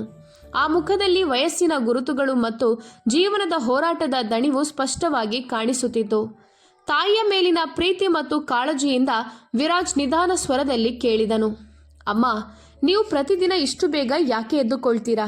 ಈಗ ನಿಮ್ಮ ವಯಸ್ಸಿನಲ್ಲಿ ವಿಶ್ರಾಂತಿ ತೆಗೆದುಕೊಳ್ಬೇಕು. ಕನಿಷ್ಠ ಬೆಳಗ್ಗೆ ಇನ್ನೂ ಸ್ವಲ್ಪ ಹೊತ್ತು ಮಲಗಿದ್ರೂ ಸಾಕು. ಸರಿಯಾಗಿ ನಿದ್ರೆ ಆಗದಿದ್ರೆ ನಿಮ್ಮ ಆರೋಗ್ಯದ ಮೇಲೆ ಕೆಟ್ಟ ಪರಿಣಾಮ ಬೀರುತ್ತದೆ. ಸುಲೋಚನಾರವರು ತಮ್ಮ ಪ್ರಾರ್ಥನೆಯನ್ನ ಮುಗಿಸಿ ಮಮತೆಯಿಂದ ವಿರಾಜ್ ಕಡೆ ನೋಡಿ ನಗುತ್ತಾ ಹೇಳಿದರು, ಮಗನೇ, ದೇಹಕ್ಕೆ ಈಗ ಈ ಸಮಯಕ್ಕೆ ಎದ್ದುಕೊಳ್ಳುವ ಹಳೆಯ ಅಭ್ಯಾಸವಾಗಿದೆ. ವೃದ್ಧಾಪ್ಯದಲ್ಲಿ ಹೆಚ್ಚು ನಿದ್ರೆ ಎಲ್ಲಿಂದ ಬರುತ್ತದೆ? ಆದರೆ ನೀನು ಹೇಳು, ಇಂದು ಸೂರ್ಯೋದಯಕ್ಕೂ ಮುಂಚೆ ನೀನು ಹೇಗೆ ಎದ್ದೆ? ನಿನ್ನ ಕಣ್ಣುಗಳು ಹೇಳುತ್ತಿವೆ, ನೀನು ರಾತ್ರಿ ತುಂಬಾ ಸರಿಯಾಗಿ ನಿದ್ರೆ ಮಾಡಿಲ್ಲ. ಏನಾಯ್ತು ಮಗನೇ? ಯಾವ ವಿಷಯ ನಿನ್ನನ್ನು ಇಷ್ಟು ಬೇಗ ನನ್ನ ಬಳಿಗೆ ತಂದಿತು? ವಿರಾಜ್ ತನ್ನ ತಾಯಿಯ ಕೈಗಳನ್ನು ನಿಧಾನವಾಗಿ ತನ್ನ ಕೈಗಳಲ್ಲಿ ಹಿಡಿದು ತುಂಬಾ ಗಂಭೀರವಾಗಿ ಹೇಳಿದನು, ಅಮ್ಮ, ಇಂದು ನನ್ನ ಜೀವನಕ್ಕೆ ಸಂಬಂಧಿಸಿದ ಅತ್ಯಂತ ಮಹತ್ವದ ವಿಷಯವೊಂದನ್ನ ನಿಮ್ಗೆ ಹೇಳಲು ಬಂದಿದ್ದೇನೆ. ಸುಲೋಚನಾರವರು ತಮ್ಮ ಜಪಮಾಲೆಯನ್ನ ಪಕ್ಕಕ್ಕೆ ಇಟ್ಟು ಅವನ ಕಣ್ಣುಗಳಲ್ಲಿ ನೋಡಿ ಕೇಳಿದರು, ಏನಾಯ್ತು ಮಗನೇ? ನೀನಿಷ್ಟು ಚಿಂತೆಯಲ್ಲಿ ಯಾಕೆ ಕಾಣಿಸ್ತೀಯಾ? ಇಷ್ಟು ಬೇಗ ಬೆಳಗ್ಗೆ ನನಗೆ ಹೇಳಬೇಕಾದದ್ದೇನು? ವಿರಾಜ್ ಕಣ್ಣುಗಳನ್ನ ತಗ್ಗಿಸಿ ಹೇಳಿದನು, ಅಮ್ಮ, ನಾನು ನನ್ನ ಜೀವನಕ್ಕೆ ಸಂಬಂಧಿಸಿದ ದೊಡ್ಡ ಮತ್ತು ಕಠಿಣ ನಿರ್ಧಾರ ತೆಗೆದುಕೊಂಡಿದ್ದೇನೆ. ಆದರೆ ಆ ನಿರ್ಧಾರವನ್ನು ಜಾರಿಗೆ ತರುವುದಕ್ಕೆ ನಿಮ್ಮ ಸಂಪೂರ್ಣ ಬೆಂಬಲ ಬೇಕು. ನೀವಿಲ್ಲದೆ ನಾನು ಈ ಹೆಜ್ಜೆ ಇಡಲು ಸಾಧ್ಯ ಇಲ್ಲ. ವಿರಾಜ್ ಮುಖದ ಗಂಭೀರತೆಯನ್ನ ನೋಡಿ ಸುಲೋಚನಾರವರಿಗೆ ಸ್ವಲ್ಪ ಭಯವಾಯಿತು. ಅವರು ಅಚ್ಚರಿಯಿಂದ ಹೇಳಿದರು, ಮಗನೇ, ನೀನು ನನ್ನನ್ನು ಹೆದರಿಸ್ತಿದ್ಯಾ? ಅಂತಹ ದೊಡ್ಡ ನಿರ್ಧಾರ ತೆಗೆದುಕೊಳ್ಳುವಂಥ ಯಾವ ಆಪತ್ತು ಬಂತು? ನಾನು ಸಾಮಾನ್ಯ ವೃದ್ಧೆ. ನಾನು ನಿಮಗೆ ಹೇಗೆ ಸಹಾಯ ಮಾಡಬಹುದು? ನಿನ್ನ ಮನಸ್ಸಿನಲ್ಲಿ ಏನಿದೆ ಅಂತ ಸ್ಪಷ್ಟವಾಗಿ ಹೇಳು. ಆಗ ವಿರಾಜ್ ತನ್ನ ಮನದ ಕಹಿಯನ್ನು ಹೊರಹಾಕುತ್ತಾ ಹೇಳಿದನು, ಅಮ್ಮ, ಈಗ ನೀರು ತಲೆಯ ಮೇಲಿಂದ ಹೋಗ್ಬಿಟ್ಟಿದೆ. ಕನಿಷ್ಕಾಳಿಗೆ ಅವಳ ತಪ್ಪುಗಳ ಅರಿವು ಮೂಡಿಸಬೇಕು ಮತ್ತು ಅವಳಿಗೆ ಕಠಿಣ ಪಾಠ ಕಲಿಸಬೇಕು. ಇಷ್ಟರವರೆಗೆ ಅವಳ ಪ್ರತಿಯೊಂದು ಅವಿನಯ ಮತ್ತು ಅಸಂಬದ್ಧ ಬೇಡಿಕೆಗಳನ್ನು ನಾವು ಸಹಿಸಿಕೊಂಡೇ ಬಂದಿದ್ದೇವೆ. ನೀವು ಅವಳನ್ನು ನಿಮ್ಮ ಮಗಳಂತೆ ನೋಡಿ ಅವಳ ಕಠಿಣ ಮಾತುಗಳನ್ನೆಲ್ಲ ಮೌನವಾಗಿ ಸಹಿಸಿಕೊಂಡಿದ್ದೀರಿ. ಆದರೆ ನಿಮ್ಮ ಈ ಮೌನವೇ ಅವಳನ್ನು ಇನ್ನಷ್ಟು ಧೈರ್ಯವಂತಳನ್ನಾಗಿ ಮಾಡಿದೆ. ಈಗ ಅವಳು ನಮ್ಮಿಬ್ಬರನ್ನು ಲೆಕ್ಕಿಸದೆ ತುಂಬಾ ಮಿತಿಮೀರಿ ಹೋಗಿದ್ದಾಳೆ. ದೊಡ್ಡ ಸಮಸ್ಯೆ ಏನಂದ್ರೆ, ಅವಳ ತವರು ಮನೆಯವರು ಅವಳಿಗೆ ಸರಿಯಾದ ದಾರಿ ತೋರಿಸುವ ಬದಲು ನನ್ನನ್ನೇ ಪ್ರತಿಯೊಂದು ವಿಷಯಕ್ಕೂ ತಪ್ಪುಗಾರನೆಂದು ಹೇಳುತ್ತಾರೆ. ನಾವು ಹಿಂದೆ ಅವಳಿಗೆ ಅವಳ ಸ್ಥಾನ ತೋರಿಸದಿದ್ದರೆ ಈ ಮನೆ ಸಂಪೂರ್ಣವಾಗಿ ಹಾಳಾಗುತ್ತದೆ. ಸುಲೋಚನಾರವರು ತಣ್ಣನೆಯ ಉಸಿರು ಬಿಡುತ್ತಾ ಅಸಹಾಯಕತೆಯಿಂದ ಹೇಳಿದರು, ಮಗನೇ, ಅವಳಿಗೆ ಇನ್ನೂ ಹೊಸ ಹೊಸ ಗೃಹಸ್ಥಿ ಆರಂಭವಾಗಿದೆ. ಬಿಡು, ಅವಳಿಗೆ ಇನ್ನೂ ವಯಸ್ಸೇನು? ಸ್ವಭಾವದಿಂದ ಸ್ವಲ್ಪ ಚಂಚಲ ಮತ್ತು ಅನುಭವ ಕಡಿಮೆ. ಕಾಲದೊಂದಿಗೆ ಅವಳು ತಾನೇ ಸರಿಯಾಗುತ್ತಾಳೆ. ನಿಧಾನವಾಗಿ ಅವಳಿಗೆ ಹಿರಿಯರನ್ನು ಗೌರವಿಸುವುದು ಮತ್ತು ತಮ್ಮವರೊಂದಿಗೆ ಹೇಗೆ ಮಾತನಾಡಬೇಕು ಅನ್ನೋದು ತಿಳಿಯುತ್ತದೆ. ನೀನು ಸ್ವಲ್ಪ ಸಹನೆ ಇಟ್ಟುಕೋ. ಈ ಮಾತು ಕೇಳಿ ವಿರಾಜ್ ಕೋಪಗೊಂಡನು. ಅಮ್ಮ, ನೀವು ಅವಳನ್ನು ನಿರಪರಾಧಿ ಅಂತ ಅಂದುಕೊಂಡು ನನ್ನನ್ನು ಹಾನಿ ಮಾಡ್ತಿದ್ದೀರಿ. ನನ್ನ ಮದುವೆ ಯಾವುದೋ ಮಗು ಜೊತೆ ಆಗಿಲ್ಲ ಅಮ್ಮ. ಅವಳು 28 ವರ್ಷದ ವಿದ್ಯಾವಂತ ಯುವತಿ. ಅವಳಿಗೆ ಸರಿಯೇನು ತಪ್ಪೇನು ಎಂಬುದು ಚೆನ್ನಾಗಿ ಗೊತ್ತಿದೆ. ಅವಳು ಏನು ಮಾತನಾಡ್ತಿದ್ದಾಳೆ ಮತ್ತು ಯಾರೊಂದಿಗೆ ಹೇಗೆ ವರ್ತಿಸ್ತಿದ್ದಾಳೆ ಅನ್ನೋದನ್ನು ಅವಳು ಅರಿತಿದ್ದಾಳೆ. ಅವನು ಇನ್ನಷ್ಟು ಕಠಿಣವಾಗಿ ಮುಂದುವರಿಸಿದನು, ಇಂದು ಅವಳ ಈ ಕೆಟ್ಟ ಸ್ವಭಾವವನ್ನು ಬಾಲಿಶ ಅಂತ ಬಿಟ್ಟು ಬಿಟ್ರೆ ಈ ರೋಗ ಎಂದಿಗೂ ಹೋಗೋದಿಲ್ಲ. ಜೀವನ ಪೂರ್ತಿ ಅವಳು ಹೀಗೆ ವರ್ತಿಸ್ತಾಳೆ ಮತ್ತು ನಾವು ಸದಾ ಮಾನಸಿಕ ಹಾಗೂ ದೈಹಿಕ ಕಷ್ಟ ಅನುಭವಿಸಬೇಕಾಗುತ್ತದೆ. ಅವಳ ತಂದೆ ತಾಯಿ ಮಗಳ ಮೇಲಿನ ಮಮತೆಯಲ್ಲಿ ಅಂಧರಾಗಿದ್ದಾರೆ. ಅವರಿಗೆ ಅವಳ ತಪ್ಪುಗಳು ಕಾಣುತ್ತಿಲ್ಲ.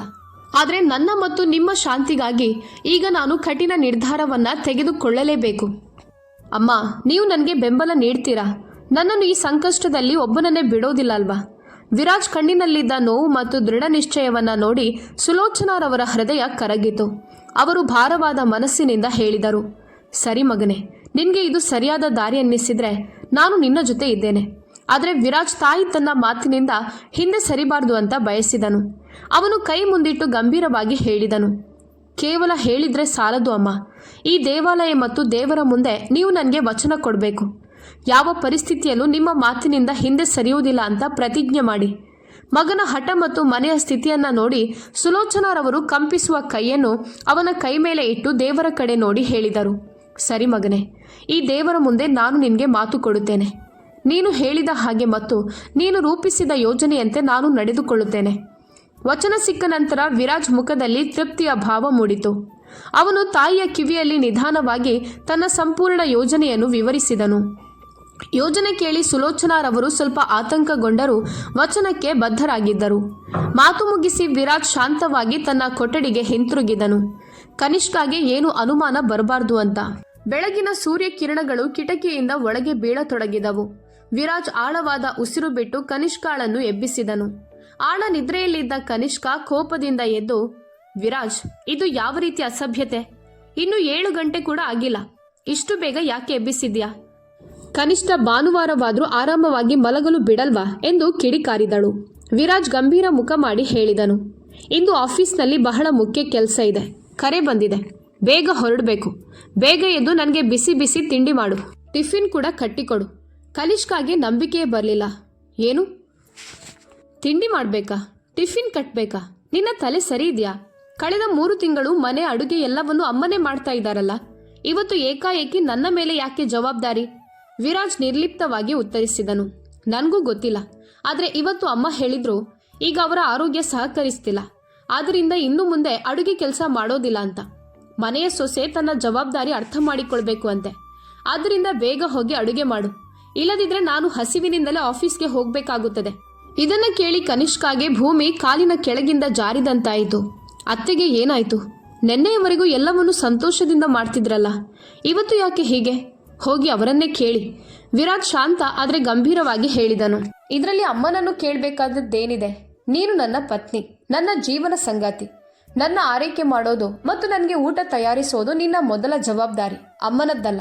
ನೀನು ಇನ್ನೆಷ್ಟು ದಿನಗಳವರೆಗೆ ನಿನ್ನ ಜವಾಬ್ದಾರಿಗಳ ಭಾರವನ್ನು ಒಂದು ವೃದ್ಧ ಮಹಿಳೆಯ ಭುಜಗಳ ಮೇಲೆ ಹಾಕ್ತೀಯಾ? ಕನಿಷ್ಕಾ ಕೋಪಭರಿತ ತಿರುಚಾದ ದೃಷ್ಟಿಯಿಂದ ವಿರಾಜ್ ಕಡೆ ನೋಡಿದಳು. ಆದರೆ ವಿರಾಜ್ ಹಿಂದೆ ಸರಿಯುವವನಲ್ಲ. ಅವನು ತನ್ನ ಮಾತಿಗೆ ಇನ್ನಷ್ಟು ತೀಕ್ಷ್ಣತೆ ನೀಡಿ ಮುಂದುವರಿಸಿದನು. ನೋಡು ಕನಿಷ್ಕಾ, ನಿನ್ನೆ ರಾತ್ರಿ ನೀನೇ ಕೂಗಿ ಹೇಳಿದ್ಯಲ್ಲ, ಮದುವೆಯಾದ ನಂತರ ಗಂಡನ ಮೇಲೆ ಸಂಪೂರ್ಣ ಹಕ್ಕು ಹೆಂಡತಿಗೆ ಇರುತ್ತದೆ ಅಂತ. ನೀನು ನನ್ನ ಮೇಲೆ 100% ಹಕ್ಕು ಬಯಸ್ತಿದ್ರೆ ನನ್ನ ಅಗತ್ಯಗಳನ್ನು ಪೂರೈಸುವ ಸಂಪೂರ್ಣ ಜವಾಬ್ದಾರಿಯು ನಿನ್ನದೇ ಆಗಬೇಕು ತಾನೆ. ಹಕ್ಕು ನಿನ್ನದಾದರೆ ಕರ್ತವ್ಯ ಯಾರದ್ದಾಗ್ಬೋದು? ಅಮ್ಮ ಕೂಡ ನಿನ್ನೆಯ ಮಾತುಗಳನ್ನು ತುಂಬ ಗಂಭೀರವಾಗಿ ತೆಗೆದುಕೊಂಡಿದ್ದಾರೆ. ಅವರ ಮಾತು ಏನಂದರೆ, ಈಗ ನನ್ನ ಮೇಲೆ ಹಕ್ಕು ಕೇವಲ ನಿನ್ನದಾಗಿರೋದ್ರಿಂದ ಇನ್ನು ಮುಂದೆ ನನ್ನ ಉಪಹಾರ, ನನ್ನ ಟಿಫಿನ್ ಮತ್ತು ನನ್ನ ಪ್ರತಿಯೊಂದು ಚಿಕ್ಕ ದೊಡ್ಡ ಅಗತ್ಯಗಳನ್ನು ಪೂರೈಸುವ ಕೆಲಸ ನಿನ್ನದೇ. ಅದಕ್ಕೆ ಅವರು ಇಂದು ಅಡುಗೆ ಮನೆಗೆ ಕಾಲಿಡುವುದನ್ನೇ ಸ್ಪಷ್ಟವಾಗಿ ನಿರಾಕರಿಸಿದ್ದಾರೆ. ವಿರಾಜ್ನ ತರ್ಕಗಳು ಕನಿಷ್ಕಾಳನ್ನು ಮೌನಗೊಳಿಸಿದವು. ಭಾರವಾದ ಮನಸ್ಸಿನಿಂದಲೇ ಆದರೂ ಅವಳು ಹಾಸಿಗೆಯಿಂದ ಏಳಲೇಬೇಕಾಯಿತು. ಅವಳು ಅಡುಗೆ ಮನೆಗೆ ಹೋಗಿ ಮೊದಲ ಬಾರಿಗೆ ವಿರಾಜ್ಗಾಗಿ ಉಪಹಾರ ಮತ್ತು ಮಧ್ಯಾಹ್ನದ ಊಟವನ್ನು ತಯಾರಿಸತೊಡಗಿದಳು. ಆದರೆ ಅಚ್ಚರಿಯ ವಿಷಯವೇನೆಂದರೆ, ವಿರಾಜ್ಗೆ ಕನಿಷ್ಕಾ ಬೇಸರ ಪಡುತ್ತಾಳೆ ಎಂದು ಅನಿಸಿದ್ದರೂ ಕನಿಷ್ಕಾ ಮನದ ಒಂದು ಮೂಲೆಯಲ್ಲಿ ವಿಚಿತ್ರವಾದ ಗೆಲುವಿನ ಸಂತೋಷ ಉಕ್ಕಿ ಬರುತ್ತಿತ್ತು. ನಿನ್ನೆ ರಾತ್ರಿ ತಾನು ಆರಂಭಿಸಿದ ಯುದ್ಧದಲ್ಲಿ ಇಂದು ತನ್ನ ಗೆಲುವಾಗಿದೆ ಅಂತ ಅವಳಿಗೆ ಅನಿಸಿತು. ತಡವಾದ್ರೂ ಸರಿ, ಕೊನೆಗೂ ಅತ್ತೆಗೆ ಸೋಲಿನ ಅರಿವಾಯ್ತಲ್ಲ. ಇನ್ನು ಮುಂದೆ ವಿರಾಜ್ನ ಜಗತ್ತು ನನ್ನ ಸುತ್ತಲೇ ತಿರುಗುತ್ತದೆ ಅಂತ ಅವಳು ಮನದಲ್ಲೇ ಯೋಚಿಸಿದಳು. ಈ ಉತ್ಸಾಹದಲ್ಲೇ ಆ ದಿನ ಅವಳು ವಿರಾಜ್ನ ಎಲ್ಲ ಕೆಲಸಗಳನ್ನು ಯಾವುದೇ ಅಸಮಾಧಾನವಿಲ್ಲದೆ ಮುಗಿಸಿದಳು. ವಿರಾಜ್ ಕೂಡ ತನ್ನ ಯೋಜನೆಯಂತೆ ಕನಿಷ್ಕಾಳೊಂದಿಗೆ ತುಂಬ ಮೃದುವಾಗಿ ಮತ್ತು ಪ್ರೀತಿಯಿಂದ ವರ್ತಿಸುತ್ತಿದ್ದನು. ಸಂಜೆ ಕಚೇರಿಯಿಂದ ಮನೆಗೆ ಬಂದಾಗ ಅವನು ಕನಿಷ್ಕಾಗೆ ಅಚ್ಚರಿ ಕೊಡುತ್ತಾ ಹೇಳಿದನು, ಕನಿಷ್ಕಾ, ಇಂದು ನೀನು ಬೆಳಗ್ಗೆಯಿಂದಲೇ ತುಂಬ ಕೆಲಸ ಮಾಡ್ತಿದ್ಯಾ. ಬಾ, ಇವತ್ತು ಸಂಜೆ ಹೊರಗೆ ಸ್ವಲ್ಪ ಸುತ್ತಾಡಿ ಬರೋಣ. ಕನಿಷ್ಕಾಳ ಖುಷಿಗೆ ಮಿತಿ ಇರಲಿಲ್ಲ. ಅತ್ತೆ ಹಿಂದೆ ಸರಿದ ಕ್ಷಣದಿಂದಲೇ ತನ್ನ ಸಂಸಾರದಲ್ಲಿ ಸಂತೋಷಗಳ ವಸಂತ ಬಂದಿದೆ ಅಂತ ಅವಳಿಗೆ ಅನಿಸಿತು. ಡಿಸೆಂಬರ್ನ ಆ ಸುಂದರ ಸಂಜೆಯಲ್ಲಿ ಗಂಡ ಹೆಂಡತಿ ಇಬ್ಬರು ನಗರದ ಒಳ್ಳೆಯ ಪ್ರದೇಶಕ್ಕೆ ಸುತ್ತಾಡಲು ಹೊರಟರು. ಬಹಳ ಹೊತ್ತು ತಿರುಗಾಡಿದ ನಂತರ ಕನಿಷ್ಕಾಗೆ ಹಸಿವಾಯಿತು. ವಿರಾಜ್ ಅವಳನ್ನು ಒಂದು ಐಷಾರಾಮಿ ಹೋಟೆಲ್ಗೆ ಕರೆದುಕೊಂಡು ಹೋದನು. ಮೇಜಿನ ಬಳಿ ಕುಳಿತ ನಂತರ ಕನಿಷ್ಕಾ ಕೈ ತೊಳೆಯಲು ವಾಶ್ರೂಮ್ ಕಡೆ ಹೋದಳು. ಅದೇ ಕ್ಷಣದಲ್ಲಿ ಮೇಜಿನ ಮೇಲೆ ಇದ್ದ ಅವಳ ಫೋನ್ ಜೋರಾಗಿ ಮಿಡಿಯತೊಡಗಿತು. ಪರದೆಯ ಮೇಲೆ ನೋಡಿದಾಗ ಅವಳ ಅಮ್ಮನ ಹೆಸರು ಮಿನುಗುತ್ತಿತ್ತು. ವಿರಾಜ್ ಮುಖದಲ್ಲಿ ಕುತಂತ್ರದ ನಗು ಮೂಡಿತು. ತಡ ಮಾಡದೆ ಕರೆ ತಿರಸ್ಕರಿಸಿ ತಕ್ಷಣವೇ ಫೋನನ್ನು ಸಂಪೂರ್ಣವಾಗಿ ಸ್ವಿಚ್ ಆಫ್ ಮಾಡಿಬಿಟ್ಟನು. ಏನೂ ಆಗಲೇ ಇಲ್ಲ ಎಂಬಂತೆ ಮತ್ತೆ ಫೋನನ್ನು ಮೇಜಿನ ಮೇಲೆ ಇಟ್ಟನು. ಇದು ತನ್ನ ಯೋಜನೆಯ ಆ ಭಾಗ ಎಂದು ವಿರಾಜ್ಗೆ ಗೊತ್ತಿತ್ತು. ಇಲ್ಲಿಂದ ಮುಂದೆ ಕನಿಷ್ಕಾ ತನ್ನ ಸ್ವಾತಂತ್ರ್ಯ ಮತ್ತು ಹಕ್ಕಿನ ನಿಜವಾದ ಬೆಲೆ ಕಟ್ಟಬೇಕಾಗುತ್ತದೆ. ಕನಿಷ್ಕಾ ವಾಶ್ರೂಮ್ಗೆ ಹೋದ ತಕ್ಷಣವೇ ವಿರಾಜ್ನ ಯೋಜನೆಯ ಮುಂದಿನ ಹಂತ ಆರಂಭವಾಗಿತ್ತು. ಅವನು ಅವಳ ಫೋನ್ ಆಫ್ ಮಾಡುತ್ತಿದ್ದಂತೆಯೇ ಅವನದ್ದೇ ಫೋನ್ ಕಂಪಿಸಲು ಶುರುವಾಯಿತು. ಪರದೆಯಲ್ಲಿ ಕನಿಷ್ಕಾ ಅಮ್ಮನ ನಂಬರ್ ಕಾಣಿಸಿತು. ಒಂದು ಕ್ಷಣ ವಿರಾಜ್ಗೆ ಆತಂಕವಾಯಿತು. ಇಷ್ಟು ರಾತ್ರಿ ಯಾಕೆ ಮತ್ತೆ ಮತ್ತೆ ಕರೆ ಬರುತ್ತಿದೆ? ಮನೆಯಲ್ಲೇನಾದರೂ ಅನಾಹುತ ಆಗಿದ್ಯಾ? ಈ ತುರ್ತು ಸ್ಥಿತಿಯ ಯೋಚನೆಯಿಂದಲೇ ಅವನು ಕರೆ ಸ್ವೀಕರಿಸಿದನು. ಅತ್ತ ಕಡೆ ಕನಿಷ್ಕಾ ಅಮ್ಮ ತುಂಬ ಆತಂಕದಲ್ಲಿದ್ದರು. ಆದರೆ ವಿರಾಜ್, ಅವರಿಬ್ಬರು ಒಳ್ಳೆಯ ಹೋಟೆಲ್ನಲ್ಲಿ ಊಟಕ್ಕೆ ಬಂದಿದ್ದೇವೆ, ಈಗ ಕನಿಷ್ಕಾ ಇಲ್ಲ ಅಂತ ತಿಳಿಸಿದಾಗ ಅವರ ಚಿಂತೆ ಸ್ವಲ್ಪ ಕಡಿಮೆಯಾಯಿತು. ವಿರಾಜ್ ಬಹಳ ಅಧಿಕೃತ ಧೋರಣೆಯಲ್ಲಿ ಮಾತನಾಡಿ ಹೆಚ್ಚಿನ ಚರ್ಚೆ ಇಲ್ಲದೆ ಕರೆ ಮುಗಿಸಿದನು. ಅವನ ಉದ್ದೇಶ ಅಷ್ಟೇ, ಅಲ್ಲಿ ಎಲ್ಲವೂ ಸರಿಯಿದೆ ಅಂತ ಖಚಿತಪಡಿಸಿಕೊಳ್ಳೋದು. ಕನಿಷ್ಕಾ ಮರಳಿ ಬಂದು ಕುರ್ಚಿಯಲ್ಲಿ ಕುಳಿತಾಗ ಅವಳ ಅಮ್ಮನ ಕರೆ ಬಂದಿತು ಎಂಬ ವಿಷಯವನ್ನ ವಿರಾಜ್ ಉದ್ದೇಶಪೂರ್ವಕವಾಗಿ ಹೇಳಲಿಲ್ಲ. ಈ ಕ್ಷಣದಲ್ಲಿ ಕನಿಷ್ಕಾಳ ಸಂಪೂರ್ಣ ಗಮನ ತನ್ನ ಮೇಲೆ ಇರಬೇಕು ಎಂಬುದೇ ಅವನ ಉದ್ದೇಶ. ಕನಿಷ್ಕಾ ಆಸೆಯಿಂದ ಊಟ ಮಾಡತೊಡಗಿದಳು. ಗೆಲುವಿನ ಮದದಲ್ಲಿ ಮುಳುಗಿದ್ದ ಅವಳು ಊಟ ಮಾಡುವಾಗ ಒಂದೇ ಸಲವೂ ಬ್ಯಾಗ್ ತೆರೆದು ಫೋನ್ ನೋಡಲಿಲ್ಲ. ಇಬ್ಬರು ಊಟ ಮುಗಿಸಿ ಹೋಟೆಲ್ನಿಂದ ಹೊರಬಂದು ಕಾರಿನ ಕಡೆ ಹೋಗುತ್ತಿದ್ದಾಗ ಅಚಾನಕ್ ಕನಿಷ್ಕಾಗೆ ತನ್ನ ಫೋನ್ ನೆನಪಾಯಿತು. ಪರ್ಸ್ ತೆರೆದು ಫೋನ್ ಕೈಗೆತ್ತಿಕೊಂಡ ತಕ್ಷಣವೇ ವಿರಾಜ್ ತಡೆದನು. ಅವನು ಪ್ರೀತಿಯಿಂದ ಆದರೆ ಸ್ವಲ್ಪ ಅಧಿಕಾರದ ಧ್ವನಿಯಲ್ಲಿ ಹೇಳಿದನು, ಅಯ್ಯೋ ಕನಿಷ್ಕಾ, ಇದು ಯಾವ ರೀತಿಯ ವರ್ತನೆ? ನಾವಿಷ್ಟು ಸುಂದರ ಸಂಜೆಯನ್ನು ಜೊತೆಯಲ್ಲಿ ಕಳೆಯುತ್ತಿದ್ದೇವೆ. ಇನ್ನೂ ನಾವು ದಾರಿಯಲ್ಲಿದ್ದೇವೆ. ನೀನು ಮತ್ತೆ ಆ ಫೋನ್ ಜಗತ್ತಿನಲ್ಲಿ ಮುಳುಗಲು ಬಯಸ್ತೀಯಾ? ಕನಿಷ್ಠ ಮನೆ ತಲುಪುವವರೆಗೂ ನನ್ನ ಜೊತೆ ಮಾತಾಡು. ಆ ಫೋನನ್ನು ಈಗ ಪಕ್ಕಕ್ಕೆ ಇಟ್ಟು ನನ್ನ ಮೇಲೆ ಗಮನ ಕೊಡು. ನನ್ನ ಮಾತುಗಳು ಆ ಡಬ್ಬಿಗಿಂತ ಕಡಿಮೆ ಮಹತ್ವವಿದೆಯಾ? ವಿರಾಜ್ ಈಗ ಸಂಪೂರ್ಣ ತನ್ನದೇ ಎಂದು ಭಾವಿಸಿದ್ದ ಕನಿಷ್ಕಾ ಅವನ ಮಾತನ್ನು ತಳ್ಳಲಾಗದೆ ಫೋನ್ ಆನ್ ಮಾಡದೆ ಮತ್ತೆ ಇಟ್ಟು ಬಿಟ್ಟಳು. ವಿರಾಜ್ ಮಾತುಗಳು ಅವಳ ಮನ ಗೆದ್ದಿದ್ದವು. ಕಳೆದ 3 ತಿಂಗಳ ಹೋರಾಟಕ್ಕೆ ಈಗ ಫಲ ಸಿಕ್ಕಿದೆ ಅಂತ ಅವಳಿಗೆ ಅನಿಸಿತು. ಅವಳು ನಗುತ್ತಾ ಹೇಳಿದಳು, ನಿಜ ಹೇಳ್ತೀನಿ ವಿರಾಜ್, ಕಳೆದ ಕೆಲವು ಗಂಟೆಗಳಲ್ಲಿ ನೀನು ತುಂಬ ಬದಲಾಗಿದ್ಯಾ. ನಿನ್ನ ಈ ಬದಲಾದ ರೂಪ ನನಗೆ ತುಂಬ ಇಷ್ಟ ಆಗಿದೆ. ನೀನು ನನ್ನನ್ನು ಇಷ್ಟು ಕಾಳಜಿ ತೋರಿಸುತ್ತಿರುವುದಕ್ಕಿಂತ ದೊಡ್ಡ ಸಂತೋಷ ಇನ್ನೇನು ಬೇಕು? ತನ್ನ ಖುಷಿಯನ್ನು ವ್ಯಕ್ತಪಡಿಸುತ್ತಾ ಅವಳು ಪ್ರೀತಿಯಿಂದ ವಿರಾಜ್ನನ್ನು ಅಪ್ಪಿಕೊಂಡು ಅವನ ಕಿವಿಯಲ್ಲಿ ನಿಧಾನವಾಗಿ ಹೇಳಿದಳು, ಭವಿಷ್ಯದಲ್ಲೂ ನೀನು ಹೀಗೆ ನನ್ನ ಜೊತೆಗೆ ಇಡ್ತೀಯ ಅಂತ ವಾಗ್ದಾನ ಮಾಡು. ನಮ್ಮ ಜಗತ್ತಿನಲ್ಲಿ ಬೇರೆ ಯಾರೂ ಹಸ್ತಕ್ಷೇಪ ಮಾಡಬಾರ್ದು. ಡಿಸೆಂಬರ್ನ ಆ ಸುಂದರ ರಾತ್ರಿ ಇಬ್ಬರು ಬಹಳಷ್ಟು ಮಾತುಕತೆ ನಡೆಸಿದರು. ಹಳೆಯ ಕಹಿಯನ್ನು ಮರೆತು ನಗುತ್ತಾ ಮಾತನಾಡುತ್ತಿದ್ದರು. ಮನೆಗೆ ಹಿಂತಿರುಗುವಾಗ ವಿರಾಜ್ ಮತ್ತೆ ನೆನ್ನೆ ನಿಂತಿದ್ದ ಅದೇ ಐಸ್ ಕ್ರೀಮ್ ಪಾರ್ಲರ್ ಬಳಿ ಕಾರು ನಿಲ್ಲಿಸಿದನು. ನೆನ್ನೆಯ ಹಾಗೆ ಇಂದು ಕೂಡ ಇಬ್ಬರು ತಮ್ಮ ಇಷ್ಟದ ಫ್ಲೇವರ್ ಐಸ್ ಕ್ರೀಮ್ ಸವಿದರು. ಆದರೆ ಐಸ್ ಕ್ರೀಮ್ ತಿಂದಾದ್ಮೇಲೆ ವಿರಾಜ್ ಮೌನವಾಗಿ ಕಾರಿನ ಕಡೆ ನಡೆದಾಗ ಕನಿಷ್ಕಾಗೆ ಅಚ್ಚರಿ ಮತ್ತು ಖುಷಿಗೆ ಮಿತಿ ಇರಲಿಲ್ಲ. ಇಂದು ಅವನು ತನ್ನ ಅಮ್ಮನಿಗಾಗಿ ಯಾವುದೇ ಸಿಹಿ ಕೂಡ ಖರೀದಿಸಲಿಲ್ಲ. ಅವರ ಬಗ್ಗೆ ಉಲ್ಲೇಖವೂ ಮಾಡಲಿಲ್ಲ. ಕನಿಷ್ಕಾಳ ಮನದಲ್ಲಿ ನವಿಲು ಕುಣಿಯತೊಡಗಿತು. ಅವಳು ಮನದಲ್ಲೇ ತನ್ನ ಬೆನ್ನನ್ನು ತಟ್ಟಿಕೊಂಡು ಯೋಚಿಸಿದಳು, ವಾಹ್, ಕೊನೆಗೂ ನನ್ನ ಪ್ರಯತ್ನ ಫಲ ಕೊಟ್ಟಿತು. ವಿರಾಜ್ ಈಗ ನಿಧಾನವಾಗಿ ಸಂಪೂರ್ಣ ನನ್ನ ಹಿಡಿತಕ್ಕೆ ಬರ್ತಿದ್ದಾನೆ. ನೆನ್ನೆವರೆಗೂ ಅಮ್ಮನಿಲ್ಲದೆ ಒಂದು ಹೆಜ್ಜೆಯೂ ಇಡದವನು ಇಂದು ಅವರಿಗೆ ನೆನಪೂ ಬರಲಿಲ್ಲ. ಅತ್ತೆ ಅಡುಗೆ ಮನೆ ಬಿಟ್ಟದ್ದು ಮತ್ತು ವಿರಾಜ್ನ ಈ ಬದಲಾದ ವರ್ತನೆ ಇವೆಲ್ಲವೂ ನನ್ನ ಗೆಲುವಿನ ಸಂಕೇತ. ಕನಿಷ್ಕಾಗೆ ಈಗ ಈ ಮನೆಯ ನಿಜವಾದ ರಾಣಿ ತಾನೇ ಅಂತ ಅನ್ನಿಸ್ತಿತ್ತು. ಆದರೆ ಅವಳಿಗೆ ತಿಳಿದಿರಲಿಲ್ಲ ಈ ಮೌನವು ಒಂದು ಭಾರಿ ಭಾವನಾತ್ಮಕ ಬಿರುಗಾಳಿಗೆ ಮುನ್ನದ ಶಾಂತಿ ಎಂದು. ಮನೆ ತಲುಪಿದ ತಕ್ಷಣ ಕನಿಷ್ಕಾ ತನ್ನ ಪರ್ಸ್ ತೆರೆದು ಮೊಬೈಲ್ ಕೈಗೆತ್ತಿಕೊಂಡಾಗ ಫೋನ್ ಸ್ವಿಚ್ ಆಫ್ ಆಗಿರೋದು ಅವಳಿಗೆ ಗೊತ್ತಾಯಿತು. ಅವಳು ತಕ್ಷಣ ಅದನ್ನು ಆನ್ ಮಾಡಿದಳು. ನೆಟ್ವರ್ಕ್ ಬಂದ ಕೂಡಲೇ ಫೋನ್ ನಿರಂತರವಾಗಿ ಮಿಡಿಯತೊಡಗಿತು.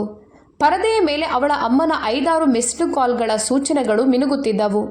ಕನಿಷ್ಕಾ ಆತಂಕದಿಂದ ಹೇಳಿದಳು, ಅಯ್ಯೋ ದೇವ್ರೆ, ಅಮ್ಮನಿಂದ ಇಷ್ಟು ಕರೆಗಳು.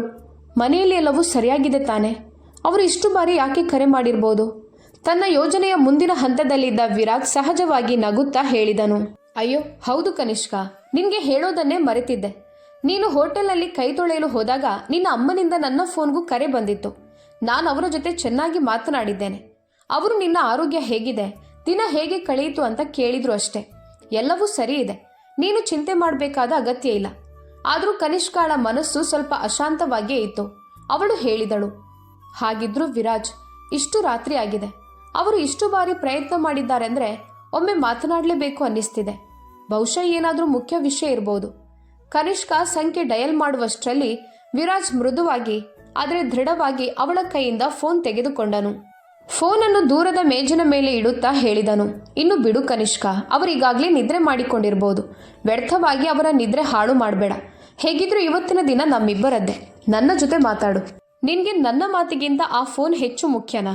ನಮ್ಮ ನಡುವೆ 3ನೇ ವ್ಯಕ್ತಿ ಬರೋದು ನನಗೆ ಇಷ್ಟ ಇಲ್ಲ, ಅದು ನಿನ್ನ ಫೋನ್ ಆದರೂ ಕೂಡ.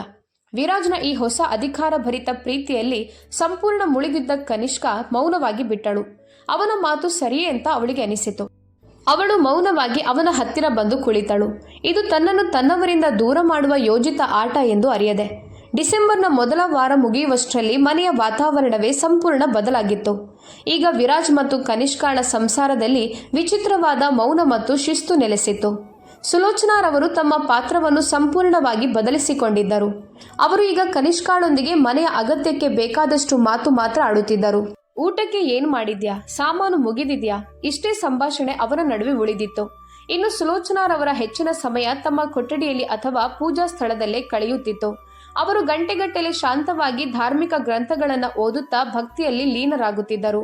ಅಡುಗೆ ಮನೆಯಲ್ಲಿ ಏನಾಗ್ತಿದೆ, ವಿರಾಜನ್ನ ನೋಡಿಕೊಳ್ಳಲಾಗುತ್ತಿದೆ ಎಂಬ ಚಿಂತೆ ಈಗ ಅವರಿಗೆ ಇರಲಿಲ್ಲ. ಸಂಜೆಯ ವೇಳೆ ಕನಿಷ್ಕಾ ಮನೆ ಕೆಲಸಗಳಲ್ಲಿ ತೊಡಗಿರುವಾಗ ಸುಲೋಚನಾರವರು ತಮ್ಮ ಪಕ್ಕದ ಗೆಳತಿಯರ ಜೊತೆ ತೋಟದಲ್ಲಿ ನಡೆದು ಬರುತ್ತಿದ್ದರು. ಆರಂಭದಲ್ಲಿ ಕನಿಷ್ಕಾಗೆ ತಾನು ಬಯಸಿದ್ದ ಸ್ವಾತಂತ್ರ್ಯ ಸಿಕ್ಕಿತು. ಅತ್ತೆಯ ಹಸ್ತಕ್ಷೇಪ ಮುಗಿಯಿತು ಎಂದು ಅನಿಸಿತು. ಆದರೆ ನಿಧಾನವಾಗಿ ಅವಳಿಗೆ ಅರಿವಾಗತೊಡಗಿತು, ಮನೆಯ ಎಲ್ಲಾ ಜವಾಬ್ದಾರಿಗಳ ಭಾರ ಈಗ ಅವಳ ನಾಜೂಕಾದ ಭುಜಗಳ ಮೇಲೆ ಮಾತ್ರ ಇದೆ ಎಂದು. ಸುಲೋಚನಾರವರ ಮೌನ ಮತ್ತು ಗೆಳತಿಯರ ಜೊತೆಗಿನ ನಗು ಅವಳ ಮನಸ್ಸನ್ನ ಒಳಗೊಳಗೆ ಕಚ್ಚತೊಡಗಿತು. ತಾನು ಗೆಲುವಂತ ಭಾವಿಸಿದ್ದದ್ದು ನಿಜಕ್ಕೂ ಗೆಲುವೆ ಅಥವಾ ದೊಡ್ಡ ಸಾಮಾಜಿಕ ಮತ್ತು ಮಾನಸಿಕ ಅಂತರದ ಆರಂಭವೇ ಎಂಬ ಗೊಂದಲ ಅವಳನ್ನ ಕಾಡತೊಡಗಿತು. ಮುಂದಿನ ಕೆಲವು ದಿನಗಳಲ್ಲಿ ವಿರಾಜ್ ಕನಿಷ್ಕಾಳನ್ನು ತನ್ನ ಮಾತುಗಳ ಜಾಲದಲ್ಲಿ ಹೀಗೆ ಸಿಲುಕಿಸಿಕೊಂಡಿದ್ದರಿಂದ ಅವಳಿಗೆ ಹೊರಜಗತ್ತಿನ ಅರಿವೇ ಉಳಿದಿರಲಿಲ್ಲ. ಒಂದು ಮಧ್ಯಾಹ್ನ ಕನಿಷ್ಕಾ ಮೃದುವಾಗಿ ಹೇಳಿದಳು, ವಿರಾಜ್, ಹಲವಾರು ದಿನಗಳಾಯಿತು. ಇಂದು ನನಗೆ ಅಪ್ಪ ಅಮ್ಮ ತುಂಬಾ ನೆನಪಾಗ್ತಿದ್ದಾರೆ. ಅವರನ್ನು ನೋಡ್ಬೇಕೆಂಬ ಆಸೆ ತುಂಬಾ ಇದೆ. ಇವತ್ತು ಸಂಜೆ ಸ್ವಲ್ಪ ಹೊತ್ತು ನನ್ನ ತವರಿಗೆ ಹೋಗ್ಬೋದಾ? ವಿರಾಜ್ ತಕ್ಷಣವೇ ಉತ್ತರಿಸಿದನು, ಅಯ್ಯೋ ಕನಿಷ್ಕಾ, ತವರು ಮನೆಗೆ ನಾವು ಯಾವಾಗ ಬೇಕಾದರೂ ಹೋಗ್ಬೋದು. ಅದರಲ್ಲಿ ಏನು ಅರ್ಜೆಂಟು? ಇವತ್ತು ನನಗೆ ಹೊಸ ಸಿನಿಮಾ ಮಂದಿರದಲ್ಲಿ ಸಿನಿಮಾ ನೋಡಬೇಕು ಅನ್ನಿಸ್ತಿದೆ. ಬಾ, ಇಬ್ಬರು ಒಟ್ಟಿಗೆ ಒಳ್ಳೆಯ ಸಿನಿಮಾ ನೋಡಿ ಹೊರಗೆ ಊಟ ಮಾಡೋಣ. ಕನಿಷ್ಕಾ ವಿನಂತಿಸಿಕೊಂಡು ಹೇಳಿದಳು. ಇಲ್ಲ ವಿರಾಜ್, ಸಿನಿಮಾ ಮುಂದಿನ ವಾರವೂ ನೋಡ್ಬೋದು. ಆದರೆ ಇವತ್ತು ನನಗೆ ಅಪ್ಪನ ಬಗ್ಗೆ ಚಿಂತೆ ಆಗ್ತಿದೆ. ಅವರ ಆರೋಗ್ಯ ಇತ್ತೀಚೆಗೆ ಚೆನ್ನಾಗಿಲ್ಲ. ಒಂದ್ಸಲ ನೋಡಲೇಬೇಕು. ವಿರಾಜ್ ನಕಲಿ ಕೋಪ ತೋರಿಸಿ ಹೇಳಿದನು. ಕನಿಷ್ಕಾ, ನೀನು ಸಹ ಅಚ್ಚರಿಯವಳು. ನಿನ್ನ ಜೊತೆ ಸಮಯ ಕಳೆಯಲು ಇಷ್ಟು ಒಳ್ಳೆಯ ಕಾರ್ಯಕ್ರಮ ಮಾಡ್ತಾ ಇದ್ದೀನಿ. ನೀನು ಮತ್ತೆ ಅದೇ ಹಳೆಯ ಮಾತುಗಳು. ನನ್ನ ಸಂತೋಷಕ್ಕೆ ನಿನ್ನ ಜೀವನದಲ್ಲಿ ಯಾವುದೇ ಮಹತ್ವ ಇಲ್ವಾ?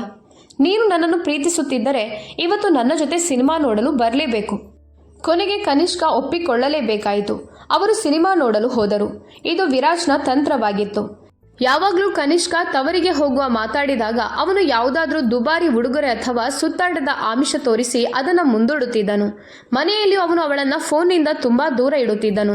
ಅವಳಿಗೆ ತಾಯಿಯ ಜೊತೆ ಮಾತನಾಡಲು ಅವಕಾಶವೇ ಸಿಗದಂತೆ. ಕೊನೆಗೂ ಡಿಸೆಂಬರ್ನ ಒಂದು ಭಾನುವಾರದ ಬೆಳಿಗ್ಗೆ ಸುಲೋಚನಾರವರು ದೇವಸ್ಥಾನಕ್ಕೆ ಹೋಗಿದ್ದಾಗ ಅಚಾನಕ್ ಬಾಗಿಲಿನ ಗಂಟೆ ಮೊಳಗಿತು. ಕನಿಷ್ಕಾ ಬಾಗಿಲು ತೆರೆದಾಗ ಎದುರು ತನ್ನ ಅಪ್ಪ ಅಮ್ಮ ನಿಂತಿದ್ದರು. ಅವಳು ಗೌರವದಿಂದ ಅವರನ್ನ ಹಾಲ್ನಲ್ಲಿ ಕೂರಿಸಿ ಖುಷಿಯಿಂದ ವಿರಾಜ್ಗೆ ತಿಳಿಸಲು ಮಲಗುವ ಕೋಣೆಗೆ ಓಡಿದಳು. ಬಹಳ ಸಮಯ ಕಳೆದರೂ ವಿರಾಜ್ ಹೊರಗೆ ಬರಲಿಲ್ಲ. ಕನಿಷ್ಕಾ ಮತ್ತೆ ಒಳಗೆ ಹೋಗಿ ವಿನಂತಿಸಿದಳು, ವಿರಾಜ್ ಬನ್ನಿ, ಅಪ್ಪ ಅಮ್ಮ ಹೊರಗೆ ನಿಮ್ಮನ್ನ ಕಾಯ್ತಿದ್ದಾರೆ. ಬಹಳ ಹೊತ್ತಿನ ನಂತರ ವಿರಾಜ್ ಭಾರಿಯಾದ ಹೆಜ್ಜೆಗಳಿಂದ ಹೊರಬಂದನು. ಔಪಚಾರಿಕ ನಗುಮುಖದೊಂದಿಗೆ ಅವರಿಗೆ ನಮಸ್ಕಾರ ಮಾಡಿ ಏನೂ ಮಾತಾಡದೆ ಪಕ್ಕದ ಸೋಫಾದ ಮೇಲೆ ಕುಸಿದು ಬಿಟ್ಟನು. ಅವನು ಮೊಬೈಲ್ ತೆಗೆದು ಸಂಪೂರ್ಣ ಅದರಲ್ಲೇ ಮುಳುಗಿಬಿಟ್ಟನು. ಅಲ್ಲಿ ಯಾರೂ ಇಲ್ಲವೇನೋ ಎಂಬಂತೆ. ಕನಿಷ್ಕಾಳ ಪೋಷಕರು ಒಬ್ಬರ ಮುಖ ಒಬ್ಬರು ನೋಡಿಕೊಂಡರು. ವಿರಾಜ್ನ ಈ ನಿರ್ಲಕ್ಷ್ಯ ಮತ್ತು ಅವಮಾನಕರ ವರ್ತನೆ ಕನಿಷ್ಕಾಳ ಹೃದಯವನ್ನು ತಿವಿದಂತಾಯಿತು. ಆದರೆ ಪೋಷಕರ ಮುಂದೆ ಅವಳು ಶಿಸ್ತು ಕಾಯ್ದುಕೊಂಡು ತನ್ನ ಕೋಪವನ್ನು ಮೌನವಾಗಿ ನುಂಗಿಬಿಟ್ಟಳು. ಹಾಲ್ನಲ್ಲಿ ಆವರಿಸಿದ ಅಸಹಜತೆಯ ಮಧ್ಯೆ ವಿರಾಜ್ ಅಚಾನಕ್ ತನ್ನ ಕುತ್ತಿಗೆಯನ್ನು ಒರೆಸಿಕೊಂಡು ಕನಿಷ್ಕಾಳನ್ನ ಕೂಗಿದನು. ಕನಿಷ್ಕಾ, ನನಗೆ ಸ್ವಲ್ಪ ಬಿಸಿ ನೀರು ತಂದು ಕೊಡ್ತೀಯಾ? ಬೆಳಗ್ಗಿನಿಂದ ಗಂಟಲು ತುಂಬಾ ನೋವಾಗ್ತಿದೆ. ಕನಿಷ್ಕಾ ತನ್ನ ತಂದೆಯ ಹತ್ತಿರ ಕುಳಿತು ಅವರ ಆರೋಗ್ಯ ವಿಚಾರಿಸಲು ಬಯಸುತ್ತಿದ್ದರೂ ತಕ್ಷಣ ಎದ್ದು ಅಡುಗೆ ಮನೆಯ ಕಡೆ ಹೋದಳು. ನೀರು ತಂದುಕೊಟ್ಟಳು. ಆದರೆ ಅವಳು ಮತ್ತೆ ಸೋಫಾದ ಮೇಲೆ ಕುಳಿತುಕೊಳ್ಳಲು ಹೊರಟಾಗ ವಿರಾಜ್ ಮತ್ತೆ ತಡೆದನು. ಸಾಧಾರಣ ನೀರಿನಿಂದ ಆರಾಮ ಸಿಗ್ತಿಲ್ಲ. ಒಂದು ಕೆಲಸ ಮಾಡು, ನನಗಾಗಿ ಚೆನ್ನಾಗಿ ಕುದಿಸಿದ ಶುಂಠಿ ಮತ್ತು ತುಳಸಿ ಹಾಕಿದ ಚಹಾ ಮಾಡಿ ತಂದುಕೊಡು. ಕನಿಷ್ಕಾ ಮತ್ತೆ ಅಡುಗೆ ಮನೆಯ ಕಡೆ ತಿರುಗಿದಳು. ಹಾಲ್ನಲ್ಲಿ ಅವಳ ಪೋಷಕರು ವಿರಾಜ್ ಜೊತೆ ಮಾತಾರಂಭಿಸಲು ಕೊನೆಯ ಪ್ರಯತ್ನ ಮಾಡುತ್ತಿದ್ದರು. ಅವನ ಮಾವ ಕೇಳಿದ್ರು, ಮಗನೇ, ನಿನ್ನ ತಾಯಿ ಆರೋಗ್ಯ ಈಗ ಹೇಗಿದೆ? ಸ್ವಲ್ಪ ದೌರ್ಬಲ್ಯ ಇದೆ ಅಂತ ಕೇಳಿದ್ದೆವು. ವಿರಾಜ್ ಫೋನ್ನಿಂದ ಕಣ್ಣು ತೆಗೆಯದೆ, ಹಾ, ಈಗ ಚೆನ್ನಾಗಿದ್ದಾರೆ ಅಷ್ಟೇ ಎಂದನು. ನಂತರ ಅವನ ಅತ್ತೆ ಮನೆ, ಸಂಸಾರ ಮತ್ತು ಹವಾಮಾನದ ಬಗ್ಗೆ ಕೆಲವು ಮಾತುಗಳನ್ನು ಆಡಿದರು. ಆದರೆ ವಿರಾಜ್ ಪ್ರತಿಯೊಂದು ಪ್ರಶ್ನೆಗೆ ಹಾ ಅಥವಾ ಹೂ ಅಂತಲೇ ಉತ್ತರಿಸಿ ತನ್ನ ನಿರ್ಲಕ್ಷ್ಯವನ್ನ ತೋರಿಸಿದನು. ಕೊನೆಗೆ ಬೇಸರಗೊಂಡ ಆ ಇಬ್ಬರು ವೃದ್ಧರು ಮೌನವಾಗಿ ಪರಸ್ಪರ ಮುಖ ನೋಡಿಕೊಳ್ಳುತ್ತಾ ಕುಳಿತರು. ಕನಿಷ್ಕಾ ಚಹಾ ಕಪ್ ತೆಗೆದುಕೊಂಡು ಬಂದು ಮೇಜಿನ ಮೇಲೆ ಇಟ್ಟಳು. ಈಗ ತಾನು ತಂದೆ ತಾಯಿಯ ಜೊತೆ ಸ್ವಲ್ಪ ಸಮಯ ಕಳೆಯಬಹುದು ಎಂದು ಅವಳಂದುಕೊಂಡಳು. ಆದರೆ ಅವಳು ಕಪ್ಪಿಡುತ್ತಲೇ ವಿರಾಜ್ ಮತ್ತೊಂದು ಬೇಡಿಕೆ ಇಟ್ಟನು. ಕನಿಷ್ಕಾ, ಇಂದು ಹವಾಮಾನ ತುಂಬಾ ಚೆನ್ನಾಗಿದೆ. ಬೆಳಗಿನ ತಿಂಡಿಗೆ ನಿನ್ನ ಕೈಯಿಂದ ಮಾಡಿದ ಖಾರವಾಗಿರುವ ಪನೀರ್ ಪಕೋಡಗಳು ಬೇಕು ಅನ್ನಿಸ್ತಿದೆ. ಬೇಗ ಪನೀರ್ ಆರ್ಡರ್ ಮಾಡಿ ಪಕೋಡ ಮಾಡು. ಕನಿಷ್ಕಾಳ ತಂದೆ ತಾಯಿ ಆಶ್ಚರ್ಯಚಕಿತರಾದರು. ವಿರಾಜ್ ಉದ್ದೇಶಪೂರ್ವಕವಾಗಿ ಕನಿಷ್ಕಾಳನ್ನು ಅವರ ಪಕ್ಕದಲ್ಲಿ ಕುಳಿತುಕೊಳ್ಳದಂತೆ ಮಾಡಿ ಕೆಲಸದಲ್ಲಿ ತೊಡಗಿಸಿಕೊಂಡು ಇಡುತ್ತಿದ್ದಾನೆ ಎಂಬುದು ಅವರಿಗೆ ಸ್ಪಷ್ಟವಾಗಿ ಕಾಣಿಸ್ತಿತ್ತು. ಕನಿಷ್ಕಾಳ ಮುಖ ಬಾಡಿ ಹೋಯಿತು. ಪನೀರ್ ಪಕೋಡ ಮಾಡಲು ಕನಿಷ್ಠ ಅರ್ಧ ಗಂಟೆ ಬೇಕು. ಅಷ್ಟರಲ್ಲಿ ತಂದೆ ತಾಯಿಗೆ ಹೊರಡುವ ಸಮಯವಾಗಿ ಬಿಡಬಹುದು ಅಂತ ಅವಳಿಗೆ ಗೊತ್ತಿತ್ತು. ವಿರಾಜ್ನ ಈ ಬದಲಾಗಿರುವ ವರ್ತನೆ ಮತ್ತು ತನ್ನ ತಂದೆ ತಾಯಿಯ ಮೇಲಿನ ನಿರ್ಲಕ್ಷ್ಯವನ್ನ ಈಗ ಅವಳು ಸಹಿಸಲಾರದೆ ಹೋದಳು. ಆದರೆ ಆ ಹಕ್ಕು ಎನ್ನುವ ಕಠಿಣ ವ್ಯಾಖ್ಯಾನದಲ್ಲಿ ತಾನೇ ಸಿಕ್ಕಿಬಿದ್ದಿದ್ದೇನೆ ಎಂಬ ಭಾವನೆ ಅವಳನ್ನ ಬಂಧಿಸಿತು. ಅವಳ ಒಳಮನಸ್ಸು ಕೋಪದಿಂದ ತುಂಬಿ ಹೋಯಿತು. ಸಹನೆಯ ಗಡಿ ದಾಟಿ ಅವಳ ಹಠ ಸ್ವಭಾವ ಜ್ವಾಲಾಮುಖಿಯಂತೆ ಸ್ಫೋಟವಾಯಿತು. ಅವಳು ಅಡುಗೆ ಮನೆಯ ಬಾಗಿಲಲ್ಲೇ ನಿಂತು ಕೈಯಲ್ಲಿದ್ದ ಚಮಚವನ್ನ ಜೋರಾಗಿ ಸ್ಲ್ಯಾಬ್ ಮೇಲೆ ಇಟ್ಟು ಗುಡುಗಿದಳು. ಸಾಕು ವಿರಾಜ್, ಅತಿಯಾಯಿತು. ಇನ್ನು ನಾನು ಇದನ್ನೆಲ್ಲ ಸಹಿಸಲು ಆಗಲ್ಲ. ಅವಳು ವೇಗವಾಗಿ ಹಾಲ್ಗೆ ಬಂದು ವಿರಾಜ್ ಮುಂದೆ ನಿಂತು ಕಠಿಣ ಧ್ವನಿಯಲ್ಲಿ ಹೇಳಿದಳು, ನಿಮಗೆ ಅಕ್ಕಪಕ್ಕದ ಜ್ಞಾನ ಇದೆಯಾ? ನನ್ನ ತಂದೆ ತಾಯಿ ಎಷ್ಟು ದೂರದಿಂದ ನಮ್ಮನ್ನು ನೋಡಲು ಬಂದಿದ್ದಾರೆ ಅನ್ನೋದು ನಿಮಗೆ ಕಾಣಿಸ್ತಿಲ್ವಾ? ಅವರು ಬಂದಾಗಿನಿಂದ ನೀವು ಅವರ ಜೊತೆ ಸರಿಯಾಗಿ ಒಂದು ವಾಕ್ಯವೂ ಮಾತಾಡಿಲ್ಲ. ಅದರ ಮೇಲೆ ನನ್ನನ್ನು ಕೈಗೊಂಬೆಯಂತೆ ಕೆಲವೊಮ್ಮೆ ಬಿಸಿ ನೀರು, ಕೆಲವೊಮ್ಮೆ ಚಹಾ, ಮತ್ತೆ ಕೆಲವೊಮ್ಮೆ ತಿಂಡಿಗಾಗಿ ಅಡುಗೆ ಮನೆಗೆ ಓಡಿಸ್ತಿದ್ದೀರಾ. ನಿಮ್ಮ ಸಮಸ್ಯೆ ಏನು? ನಿನ್ನ ಫೋನ್ ಬಿಟ್ಟು 5 ನಿಮಿಷ ಗೌರವದಿಂದ ಅವರ ಜೊತೆ ಮಾತಾಡಿದ್ರೆ ನಿಮ್ಗೆ ಏನು ನಷ್ಟವಾಗ್ತಿತ್ತು? ಕನಿಷ್ಕಾಳ ಕಣ್ಣಲ್ಲಿ ಕಣ್ಣೀರು ಮತ್ತು ಕೋಪ ಎರಡೂ ಒಟ್ಟಿಗೆ ಕಾಣಿಸ್ತಿದ್ದವು. ತಂದೆಯ ಕಡೆ ತೋರಿಸುತ್ತಾ ಅವಳು ಮುಂದುವರಿಸಿದಳು, ವಿರಾಜ್, ಅಪ್ಪನ ಆರೋಗ್ಯ ಇತ್ತೀಚೆಗೆ ಎಷ್ಟು ಕುಸಿದಿದೆ ಅನ್ನೋದು ನಿಮ್ಗೆ ಗೊತ್ತೇ ಇದೆ. ಯಾವಾಗಲೂ ಯಾವುದಾದ್ರೂ ರೋಗದಿಂದ ಬಳಲುತ್ತಿರುತ್ತಾರೆ. ಅಮ್ಮನಿಗೆ ಮೊಣಕಾಲಿನಲ್ಲಿ ಎಷ್ಟು ನೋವಿರುತ್ತದೆ. 2 ಹೆಜ್ಜೆ ಹಾಕೋದು ಕಷ್ಟ. ಆದರೂ ನಮ್ಮ ಸುಖ ಸ್ಥಿತಿಯನ್ನ ತಿಳಿಬೇಕು, ನಮ್ಮನ್ನ ನೋಡಬೇಕು ಅನ್ನೋ ತವಕದಿಂದ ಇಲ್ಲಿ ತನಕ ಬಂದಿದ್ದಾರೆ. ಅವರ ಕಷ್ಟಕ್ಕೂ ಅವರ ಪ್ರೀತಿಗೂ ನಿಮ್ಗೆ ಸ್ವಲ್ಪವಾದ್ರೂ ಗೌರವ ಇಲ್ವಾ? ನೀವು ಇಷ್ಟು ನಿರ್ದಯವಾಗಿ ಹೇಗೆ ಇರಬಹುದು? ಹಾಲ್ನಲ್ಲಿ ಮೌನ ಆವರಿಸಿತು. ಕನಿಷ್ಕಾಳ ತಂದೆ ತಾಯಿಯ ತಲೆಗಳು ಲಜ್ಜೆ ಮತ್ತು ದುಃಖದಿಂದ ತಗ್ಗಿದವು.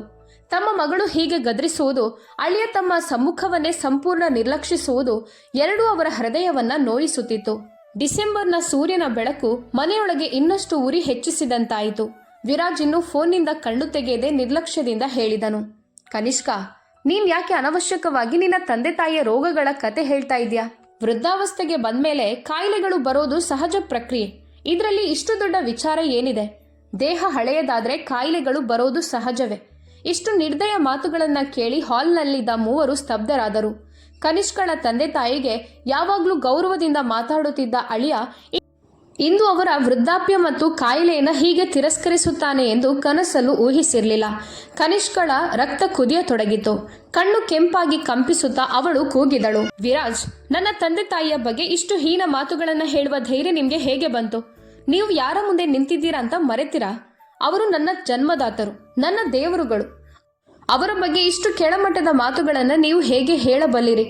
ಈಗ ವಿರಾಜ್ ನಿಧಾನವಾಗಿ ತನ್ನ ಫೋನನ್ನು ಮೇಜಿನ ಮೇಲೆ ಇಟ್ಟು ಸೋಫಾದ ಮೇಲೆ ನೇರವಾಗಿ ಕುಳಿತು ಕಣ್ಣಲ್ಲಿ ವಿಚಿತ್ರ ಹೊಳಪು ತರಿಸಿಕೊಂಡು ಕನಿಷ್ಕಾಳ ಕಣ್ಣಿಗೆ ನೇರವಾಗಿ ನೋಡಿ ಶಾಂತ ಆದರೆ ವಿಷಪೂರಿತ ಧ್ವನಿಯಲ್ಲಿ ಹೇಳಿದನು, ಶಾಂತವಾಗು ಕನಿಷ್ಕಾ, ಇಷ್ಟು ಉಗ್ರವಾಗಬೇಕಾಗಿಲ್ಲ.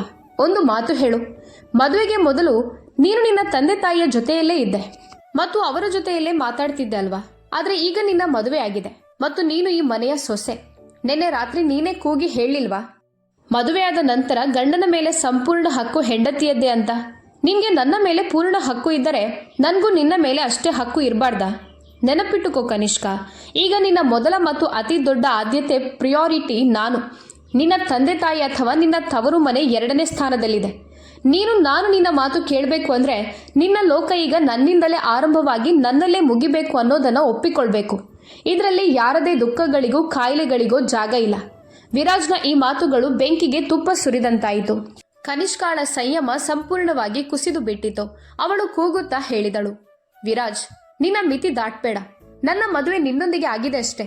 ಅದರ ಅರ್ಥ ನೀನು ಇಚ್ಛಿಸಿದಂತೆ ನನ್ನನ್ನು ಕುಣಿಸ್ಬೋದು ಅಂತಲ್ಲ. ನೀನು ನನ್ನನ್ನು ಮಾರುಕಟ್ಟೆಯಲ್ಲಿ ಖರೀದಿಸಿಲ್ಲ. ನನ್ನ ಭಾವನೆಗಳನ್ನು ಮತ್ತು ನನ್ನವರನ್ನ ಮರೆತು ನಿನ್ನ ಗುಲಾಮಳಾಗಲು. ಕನಿಷ್ಕಾಳ ಈ ಕಹಿ ಮಾತುಗಳಿಗೆ ವಿರಾಜ್ ದುಃಖ ಪಡುವ ಬದಲು ಜೋರಾಗಿ ನಕ್ಕನು. ಆ ನಗು ಕನಿಷ್ಕಾಳ ಹೃದಯಕ್ಕೆ ಕತ್ತಿಯಂತೆ ತಾಕಿತು. ಸೋಫಾಗೆ ನೆಟ್ಟಗೆ ತೊರೆದುಕೊಂಡು ತಣ್ಣನೆಯ ಧ್ವನಿಯಲ್ಲಿ ವಿರಾಜ್ ಹೇಳಿದನು, ಕನಿಷ್ಕಾ, ನೀನಿಷ್ಟು ಬೇಗನೆ ನಿನ್ನದೇ ಮಾತುಗಳಿಂದ ಹಿಂದೆ ಸರಿಯುತ್ತಿದ್ದೀಯಾ? ಇನ್ನು ಕೆಲವು ದಿನಗಳ ಹಿಂದೆ ನೀನೇ ಹೆಮ್ಮೆಯಿಂದ ಹೇಳ್ತಾ ಇದ್ದೆ, ಹೆಂಡತಿಗೆ ಗಂಡನ ಮೇಲೆ ಅಗ್ರ ಹಕ್ಕು ಇದೆ ಅಂತ. ನೀನು ನನ್ನ ಮೇಲೆ ಸಂಪೂರ್ಣ ಹಕ್ಕು ಹೂಡುತ್ತಿದ್ದರೆ ಗಂಡನಾದ ನನಗೆ ನನ್ನ ಹೆಂಡತಿಯ ಸಮಯ ಮತ್ತು ಅವಳ ಭಾವನೆಗಳ ಮೇಲೆ ಹಕ್ಕು ಹೇಳುವ ಅಧಿಕಾರ ಇರಬಾರ್ದಾ? ನಿನ್ನ ತಂದೆ ತಾಯಿಗಿಂತಲೂ ಹೆಚ್ಚು ಈಗ ನಿನ್ನ ಮೇಲೆ ನನ್ನ ಹಕ್ಕು ಇದೆ ಅನ್ನೋದನ್ನ ನೀನು ಮರೆತಿದ್ಯಾ? ಕನಿಷ್ಕಾಳ ಮುಖ ಕೋಪದಿಂದ ಕೆಂಪಾಯಿತು. ಅವಳು ಕೂಗಿದಳು, ಸಾಕು ವಿರಾಜ್, ಸಾಕು. ನಿನ್ನ ಈ ಹಕ್ಕು ತೋರಿಸುವ ಆಟವನ್ನು ಸಾಕಷ್ಟು ನೋಡಿದ್ದೇನೆ. ಯಾವಾಗ ನೋಡಿದ್ರೂ ನನ್ನ ಅಮ್ಮ ನಿನ್ನ ಅಮ್ಮ ಅಂತಲೇ ಶುರು ಮಾಡ್ತೀಯ. ನಿನ್ನ ತಾಯಿ ಆರೋಗ್ಯ, ಅವರ ಗೌರವ ಇವೆಲ್ಲವನ್ನು ನಮ್ಮಿಬ್ಬರ ಖಾಸಗಿ ಜೀವನದ ಮಧ್ಯೆ ತಂದುಕೊಳ್ತೀಯ. ನಿನ್ನ ತಾಯಿ ಹೀಗೆ ನಮ್ಮ ಜೀವನದಲ್ಲಿ ಹಸ್ತಕ್ಷೇಪ ಮಾಡೋದು, ಮತ್ತೆ ಮತ್ತೆ ಅವರ ಹೆಸರನ್ನ ತರೋದೇ ನನಗೆ ಒಂದು ಚೂರು ಕೂಡ ಇಷ್ಟ ಇಲ್ಲ. ಪ್ರತಿಯೊಂದು ವಿಷಯದಲ್ಲೂ ಅವರನ್ನ ಮಧ್ಯೆ ಯಾಕೆ ತರುತ್ತೀಯ? ಕನಿಷ್ಕಾಳ ಉಸಿರು ವೇಗವಾಗಿ ಹೋಗುತ್ತಿತ್ತು. ಅವಳ ತಂದೆ ತಾಯಿ ತಮ್ಮ ಮಗಳ ಈ ಭಯಾನಕ ರೂಪವನ್ನು ಮತ್ತು ಅಳಿಯನ ಬದಲಾದ ಸ್ವಭಾವವನ್ನು ನೋಡಿ ಸ್ತಬ್ಧರಾಗಿದ್ದರು. ಮನೆಯ ವಾತಾವರಣ ಅಷ್ಟು ಉದ್ವಿಗ್ನವಾಗಿತ್ತು. ಯಾವುದೋ ಅನಾಹುತ ಆಗಲಿರುವ ಸೂಚನೆ ಸ್ಪಷ್ಟವಾಗಿ ಕಾಣಿಸ್ತಿತ್ತು. ವಿರಾಜ್ ಕಣ್ಣಲ್ಲಿ ಈಗ ಗೆಲುವಿನ ಹೊಳಪಿತ್ತು. ಅವನು ಕನಿಷ್ಕಾಳನ್ನು ಅವಳೇ ನೇಯ್ದ ಜಾಲದಲ್ಲಿ ಸಂಪೂರ್ಣ ಸಿಕ್ಕಿಸಿಕೊಂಡಿದ್ದ. ಅವನು ತನ್ನ ಜಾಗದಿಂದ ಎದ್ದು ಕನಿಷ್ಕಾಳ ಕಣ್ಣಿಗೆ ಕಣ್ಣು ಹಾಕಿ ತುಂಬಾ ಶಾಂತ ಆದರೆ ಘಾತಕ ಧ್ವನಿಯಲ್ಲಿ ಹೇಳಿದನು, ಯಾಕೆ ಕನಿಷ್ಕ, ಈಗ ನಿನ್ನ ಕಣ್ಣಲ್ಲಿ ಈ ಕೋಪ ಯಾಕೆ? ನೆತ್ತಿಯ ಮೇಲೆ ಈ ಬೆವರು ಯಾಕೆ? ಇಂದು ನನ್ನ ಮಾತುಗಳು ಕೇಳಿ ನಿನ್ಗೆ ಇಷ್ಟು ನೋವು ಯಾಕೆ ಆಗ್ತಿದೆ? ಸ್ವಲ್ಪ ಯೋಚಿಸು. ನಾನಿವತ್ತು ಹೇಳ್ತಿರೋದೆಲ್ಲ ನೀನು ಕಳೆದ 3 ತಿಂಗಳುಗಳಿಂದ ಪ್ರತಿದಿನ ಬೆಳಗ್ಗೆ ಸಂಜೆ ನನಗೆ ಹೇಳ್ತಾ ಬಂದ ಮಾತುಗಳೇ. ಇಂದು ಅದೇ ಮಾತುಗಳು ನಿನ್ನ ಬಳಿಗೆ ಹಿಂತಿರುಗಿ ಬಂದಾಗ ಅವು ನಿನಗೆ ಯಾಕೆ ಜೀರ್ಣವಾಗ್ತಿಲ್ಲ? ವಿರಾಜ್ ತನ್ನ ಮಾವನ ಕಡೆ ತೋರಿಸಿ ಮತ್ತೆ ಕನಿಷ್ಕಾಳ ಕಡೆ ತಿರುಗಿ ಕಠಿಣವಾಗಿ ಹೇಳಿದನು, ಕನಿಷ್ಕ, ನಿನ್ನ ತಂದೆ ತಾಯಿ ನಿನಗೆ ಪೂಜ್ಯರು, ಅತಿ ಮುಖ್ಯರು. ಆದರೆ ನನ್ನ ತಾಯಿ, ಅವರು ನನಗೆ ಏನೂ ಮಹತ್ವ ಇಲ್ಲದವರ? ಅವರು ಈ ಮನೆಯ ಭಾಗವೇ ಅಲ್ವಾ? ನೀನು ನನ್ನ ಜೊತೆ ಮದುವೆಯಾಗಿದ್ದೀಯೇ ಹೊರತು ನನ್ನ ಭಾವನೆಗಳ ಜೊತೆ ವ್ಯವಹಾರ ಮಾಡಿಲ್ಲ. ನೀನು ನನ್ನ ಮೇಲೆ ನಿನ್ನ ಹಕ್ಕು ಬಹಳ ಧೈರ್ಯದಿಂದ ಜಮಾ ಮಾಡಿಕೊಂಡೆ. ಆದರೆ ನನ್ನ ತಾಯಿಯ ಮಮತೆಯನ್ನು ಗೌರವಿಸುವ ಅಗತ್ಯವನ್ನ ಯಾವಾಗಾದರೂ ಅರಿತ್ಯಾ? ವಿರಾಜ್ ಧ್ವನಿ ಈಗ ಇನ್ನಷ್ಟು ಗಂಭೀರವಾಯಿತು. ಅವನು ಮುಂದುವರಿಸಿದನು, ನನ್ನ ತಾಯಿ ಯಾವಾಗಲೂ ನಿನ್ನನ್ನು ತಮ್ಮ ಮಗಳಂತೆ ಪ್ರೀತಿಸಿದ್ದಾರೆ. ಆದರೆ ಪ್ರತಿಫಲವಾಗಿ ನೀನವರಿಗೆ ತಿರಸ್ಕಾರ ಮತ್ತು ಕಹಿಯನ್ನೇ ಕೊಟ್ಟೆ. ನೀನು ಕೆಲವೊಮ್ಮೆ ಅವರ ಜೊತೆ 2 ಮಧುರ ಮಾತು ಮಾತಾಡಿದ್ರು ಅಥವಾ ಸ್ವಲ್ಪ ಗೌರವ ತೋರಿಸಿದ್ದರೂ ನಿನ್ನ ಗೌರವಕ್ಕೆ ಏನು ಕಡಿಮೆ ಆಗ್ತಿತ್ತು? ಇವತ್ತು ನಿನಗೆ ನಿನ್ನ ತಂದೆ ತಾಯಿಯ ಅವಮಾನವಾಗಿದೆ ಅಂತ ಅನ್ನಿಸ್ತಿದೆ. ಆದರೆ ನಿನ್ನ ಕಾರಣದಿಂದ ನನ್ನ ತಾಯಿ ಪ್ರತಿದಿನ ಎಷ್ಟು ಮಾನಸಿಕ ನೋವು ಅನುಭವಿಸಿದ್ದಾರೆ ಅನ್ನೋದನ್ನ ನೀನು ಯಾವಾಗಾದರೂ ಯೋಚಿಸಿದ್ಯಾ? ಹಾಲ್ನಲ್ಲಿ ಮೌನ ಆವರಿಸಿತು. ಕನಿಷ್ಕಾಳ ತಂದೆ ತಾಯಿಯ ಮುಖದಲ್ಲಿ ಈಗ ಲಜ್ಜೆಯ ಭಾವ ಕಾಣಿಸ್ತಿತ್ತು. ಯಾಕಂದ್ರೆ ಈಗ ಅವರಿಗೆ ತಮ್ಮ ಮಗಳ ತಪ್ಪುಗಳು ಸ್ಪಷ್ಟವಾಗತೊಡಗಿದ್ದವು. ವಿರಾಜ್ ಬಹಳ ಚತುರತೆಯಿಂದ ಮತ್ತು ದೃಢತೆಯಿಂದ ಕನಿಷ್ಕಾಳನ್ನೇ ಅವಳೇ ನಿರ್ಮಿಸಿದ ಕಹಿಯ ಗೋಡೆಯ ಮುಂದೆ ನಿಲ್ಲಿಸಿದನು. ಡಿಸೆಂಬರ್ನ ಆ ಮಧ್ಯಾಹ್ನ ಈಗ ಸತ್ಯ ಮತ್ತು ಸುಳ್ಳಿನ ಮಧ್ಯೆ ನಡೆದ ದೊಡ್ಡ ಯುದ್ಧದ ಸಾಕ್ಷಿಯಾಗಿತ್ತು. ವಿರಾಜ್ ಒಳಗೆ ಒತ್ತಿ ಹಿಡಿದಿದ್ದ ಜ್ವಾಲಾಮುಖಿ ಇಂದು ಸಂಪೂರ್ಣವಾಗಿ ಸ್ಫೋಟಗೊಂಡಿತ್ತು. ಅವನು ತನ್ನ ಮನಸ್ಸಿನ ಎಲ್ಲಾ ಕಹಿ ಮತ್ತು ಕೋಪವನ್ನು ಎಲ್ಲರ ಮುಂದೆ ಹೊರಹಾಕಿದನು. ಹಾಲ್ನ ಮೌನದ ನಡುವೆ ಅವನ ಮಾತುಗಳು ಗದ್ದಲದಂತೆ ಮೊಳಗುತ್ತಿದ್ದವು. ಅವನ ಮಾತುಗಳನ್ನು ಕೇಳಿ ಕನಿಷ್ಕಾ ಮತ್ತು ಅವಳ ತಂದೆ ತಾಯಿ ಮೂವರು ಪಶ್ಚಾತ್ತಾಪ ಮತ್ತು ಲಜ್ಜೆಯಿಂದ ತುಂಬಿ ಹೋದರು. ಅವರವನ ಕಣ್ಣಿಗೆ ನೇರವಾಗಿ ನೋಡಲು ಸಹ ಸಾಧ್ಯವಾಗಲಿಲ್ಲ. ಅಪರಾಧಿಗಳಂತೆ ತಲೆ ತಗ್ಗಿಸಿಕೊಂಡು ನಿಂತಿದ್ದರು. ವಿರಾಜ್ ಕನಿಷ್ಕಾಳ ಕಡೆ ನೋಡಿ ತನ್ನ ಮಾತಿಗೆ ಅಂತಿಮ ರೂಪ ನೀಡಿ ಹೇಳಿದನು, ಕನಿಷ್ಕಾ, ಇವತ್ತು ನಿನ್ನ ತಂದೆ ತಾಯಿಯ ಬಗ್ಗೆ ನಾನು ಹೇಳಿದ ಒಂದು ಕಹಿ ಮಾತನ್ನು ನೀನು ಸಹಿಸಲಿಲ್ಲ. ನಿನ್ನ ರಕ್ತ ಕುದಿಯಿತು. ಆದರೆ ಇದೇ ಅನುಭವ ನನಗೆ ಪ್ರತಿ ಕ್ಷಣ ಆಗುತ್ತಿತ್ತು. ನೀನು ನನ್ನ ತಾಯಿಯನ್ನು ಅವಮಾನಿಸಿದಾಗ ಅಥವಾ ಕಠಿಣ ಮಾತುಗಳನ್ನು ಆಡಿದಾಗ ನಿನ್ಗೆ ನಿನ್ನವರ ಬಗ್ಗೆ ಸಂವೇದನೆ ಇದ್ರೆ ನೆನಪಿಟ್ಟುಕೋ, ನನಗೂ ನನ್ನದೇ ಭಾವನೆಗಳಿವೆ. ನಿನ್ನ ತಂದೆ ತಾಯಿ ನಿನಗೆ ಗೌರವನೀಯರಾದಂತೆ ನನ್ನ ತಾಯಿ ನನ್ನ ಜೀವನದ ಆಧಾರ. ಅಳಿಯನ ತರ್ಕಸಮ್ಮತ ಆದರೆ ಕಠಿಣ ಮಾತುಗಳು ಕನಿಷ್ಕಾಳ ತಂದೆಯ ಕಣ್ಣು ತೆರೆದವು. ತಮ್ಮ ಮಗಳ ಪೋಷಣೆ ಮತ್ತು ಅವಳ ವರ್ತನೆಯ ಬಗ್ಗೆ ಅವರಿಗೆ ಆಳವಾದ ವಿಷಾದವಾಯಿತು. ಅವರು ಕಂಪಿಸುವ ಧ್ವನಿಯಲ್ಲಿ ಹೇಳಿದರು, ಅಳಿಯಂದ್ರೆ, ದಯವಿಟ್ಟು ಶಾಂತವಾಗಿರಿ. ನಮ್ಮ ಕನಿಷ್ಕಾ ಮಾಡಿದ ತಪ್ಪು ಕ್ಷಮಿಸಲಾಗದ್ದು. ಅವಳಿಗೆ ತನ್ನ ಮಿತಿಯ ಅರಿವು ಇರಲಿಲ್ಲ. ಇದಕ್ಕಾಗಿ ನಾವು ತುಂಬಾ ಲಜ್ಜೆ ಪಡುತ್ತೇವೆ. ಅವಳ ತಾಯಿಯು ಅವಳಿಗೆ ತಪ್ಪು ಬೆಂಬಲ ನೀಡಿ ತಪ್ಪು ಮಾಡಿದ್ದಾರೆ. ದಯವಿಟ್ಟು ನಮ್ಮನ್ನು ಕ್ಷಮಿಸಿ. ನಂತರ ಅವರು ಕನಿಷ್ಕಾಳ ಕಡೆ ತಿರುಗಿ ಕಠಿಣ ಧ್ವನಿಯಲ್ಲಿ ಹೇಳಿದರು, ಕನಿಷ್ಕಾ, ನಾವು ನಿನಗೆ ಇಂಥ ಸಂಸ್ಕಾರಗಳನ್ನು ಕಲಿಸಿಲ್ಲ. ನಿನ್ನಿಂದ ಈ ಮನೆಯ ಸಂತೋಷಕ್ಕೆ ಎಷ್ಟು ದೊಡ್ಡ ನೋವುಂಟಾಗಿದೆ ಅನ್ನೋದರ ಅರಿವು ನಿನಗೆ ಇದೆಯಾ? ನಾವು ನಿನ್ನ ತಂದೆ ತಾಯಿ ಆದಂತೆ ನಿನ್ನ ಅತ್ತೆಯೂ ಈಗ ನಿನ್ನ ತಾಯಿಯೇ. ಅವರ ಜೊತೆ ನೀನು ಇಷ್ಟು ನಿರ್ದಯ ಮತ್ತು ಪರಕೀಯರಂತೆ ಹೇಗೆ ವರ್ತಿಸಬಹುದು? ನಿನಗೆ ನಿಜವಾಗಿಯೂ ಪಶ್ಚಾತ್ತಾಪ ಇದ್ರೆ ಈಗಲೇ ನಿನ್ನ ಅತ್ತೆಯ ಮುಂದೆ ಕೈ ಜೋಡಿಸಿ ಕ್ಷಮೆ ಕೇಳು. ಸಂಬಂಧಗಳಲ್ಲಿ ಹಕ್ಕಿಗಿಂತ ಗೌರವ ದೊಡ್ಡದು. ಈ ಮಾತನ್ನು ಇವತ್ತು ಗಟ್ಟಿ ಮಾಡಿಕೊಂಡ್ಬಿಡು. ತಂದೆಯ ಗದರಿಕೆ ಮತ್ತು ವಿರಾಜ್ನ ತರ್ಕಗಳು ಕನಿಷ್ಕಾಳ ಅಹಂಕಾರದ ತೆರೆ ಸಂಪೂರ್ಣವಾಗಿ ಹರಿದು ಹೋಯಿತು. ಕಳೆದ 3 ತಿಂಗಳಲ್ಲಿ ಅವಳು ಸುಲೋಚನಾರಿಗೆ ಹೇಳಿದ್ದ ಎಲ್ಲ ಕಹಿ ಮಾತುಗಳು ಅವಳ ಕಣ್ಣ ಮುಂದೆ ಸರಣಿಯಾಗಿ ಬಂದು ನಿಂತವು. ತಾನು ಹಕ್ಕು ಎಂದು ಭಾವಿಸಿದ್ದದ್ದು ವಾಸ್ತವವಾಗಿ ತನ್ನವರ ಮೇಲೆ ಮಾಡಿದ ಭಾರಿ ಅನ್ಯಾಯ ಅಂತ ಅವಳಿಗೆ ಅರಿವಾಯಿತು. ಕನಿಷ್ಕಾಳ ತಾಯಿಗೂ ತನ್ನ ತಪ್ಪಿನ ಬಗ್ಗೆ ಆಳವಾದ ಪಶ್ಚಾತ್ತಾಪ ಉಂಟಾಯಿತು. ಮಗಳ ಮನೆ ಬಾಳಲು ಅಳಿಯನನ್ನು ದೋಷಾರೋಪಣೆ ಮಾಡುವುದಕ್ಕಿಂತ ಮಗಳಿಗೆ ಸರಿಯಾದ ದಾರಿ ತೋರಿಸಬೇಕಿತ್ತು ಅನ್ನೋದು ಅವರಿಗೆ ಅರ್ಥವಾಯಿತು. ಅಷ್ಟರಲ್ಲಿ ಸುಲೋಚನಾರವರು ದೇವಸ್ಥಾನದಿಂದ ಹಿಂತಿರುಗಿ ಹಾಲ್ನಲ್ಲಿ ಕನಿಷ್ಕಾಳ ತಂದೆ ತಾಯಿಯನ್ನು ನೋಡಿದರು. ಅವರು ಅಚ್ಚರಿಯಿಂದ ನಿಂತು ಬಿಟ್ಟರು. ಏನಾದರೂ ಮಾತನಾಡುವ ಮುನ್ನವೇ ಕನಿಷ್ಕಾ ಓಡಿ ಹೋಗಿ ಅವರ ಕಾಲಿಗೆ ಬಿದ್ದಳು. ಅವಳ ಕಣ್ಣಿಂದ ಪಶ್ಚಾತ್ತಾಪದ ಕಣ್ಣೀರು ನಿರಂತರವಾಗಿ ಹರಿಯುತ್ತಿತ್ತು. ಅಳುತ್ತಾ ಅವಳು ಹೇಳಿದಳು, ಅಮ್ಮ, ನನ್ನನ್ನು ಕ್ಷಮಿಸಿ. ನನ್ನ ಗೆಲುವಿನ ಮದದಲ್ಲಿ ನಾನು ಎಷ್ಟು ಕುರುಡಾಗಿ ಬಿಟ್ಟೆ. ನೀವು ಈ ಮನೆಯ ಬೇರು ಅನ್ನೋದನ್ನೇ ಮರೆತಿದ್ದೆ. ನಾನು ಮಾಡಿದ ಎಲ್ಲ ಅವಿನಯ, ನಾನು ಆಡಿದ ಎಲ್ಲ ಕಹಿ ಮಾತುಗಳಿಗಾಗಿ ನಾನು ಅಪರಾಧಿನಿ. ಕನಿಷ್ಕಾಳ ತಾಯಿಯು ಮುಂದೆ ಬಂದು ಸುಲೋಚನಾರ ಕೈ ಹಿಡಿದು ಕಂಠ ತುಂಬಿ ಹೇಳಿದರು, ಅಕ್ಕ, ನಮ್ಮನ್ನು ಕ್ಷಮಿಸಿ. ನಾವು ನಮ್ಮ ಮಗಳಿಗೆ ಸರಿಯಾದ ಸಂಸ್ಕಾರ ಕೊಡಲಿಲ್ಲ ಮತ್ತು ನಿಮ್ಮ ಮಮತೆಯ ಅವಮಾನವಾಗಲು ಅವಕಾಶ ಕೊಟ್ಟೆವು. ಇವತ್ತು ವಿರಾಜ್ ನಮ್ಮ ಕಣ್ಣು ತೆರೆದಿದ್ದಾನೆ. ವಿರಾಜ್ ಇದನ್ನೆಲ್ಲ ನೋಡುತ್ತಾ ನಿಂತಿದ್ದ. ಅವನ ಉದ್ದೇಶ ಕನಿಷ್ಕಾಳಿಗೆ ನೋವು ಕೊಡೋದಲ್ಲ, ಅವಳಿಗೆ ಸಂಬಂಧಗಳ ಮಹತ್ವ ಅರ್ಥ ಮಾಡಿಸೋದೇ ಆಗಿತ್ತು. ಅವನು ಮುಂದೆ ಬಂದು ತಾಯಿಯ ಭುಜದ ಮೇಲೆ ಕೈ ಇಟ್ಟನು. ವಿಶಾಲ ಹೃದಯದ ಸುಲೋಚನಾರವರು ಕನಿಷ್ಕಾಳನ್ನು ಎತ್ತಿಕೊಂಡು ಅಪ್ಪಿಕೊಂಡು ಅವಳ ಕಣ್ಣೀರು ಒರೆಸುತ್ತಾ ಹೇಳಿದರು, ಮಗಳೇ, ಬೆಳಿಗ್ಗೆ ತಪ್ಪಿದವನು ಸಂಜೆ ಮನೆಗೆ ಹಿಂತಿರುಗಿದ್ರೆ ಅವನನ್ನು ತಪ್ಪಿದವನು ಅಂತ ಕರೆಯೋದಿಲ್ಲ.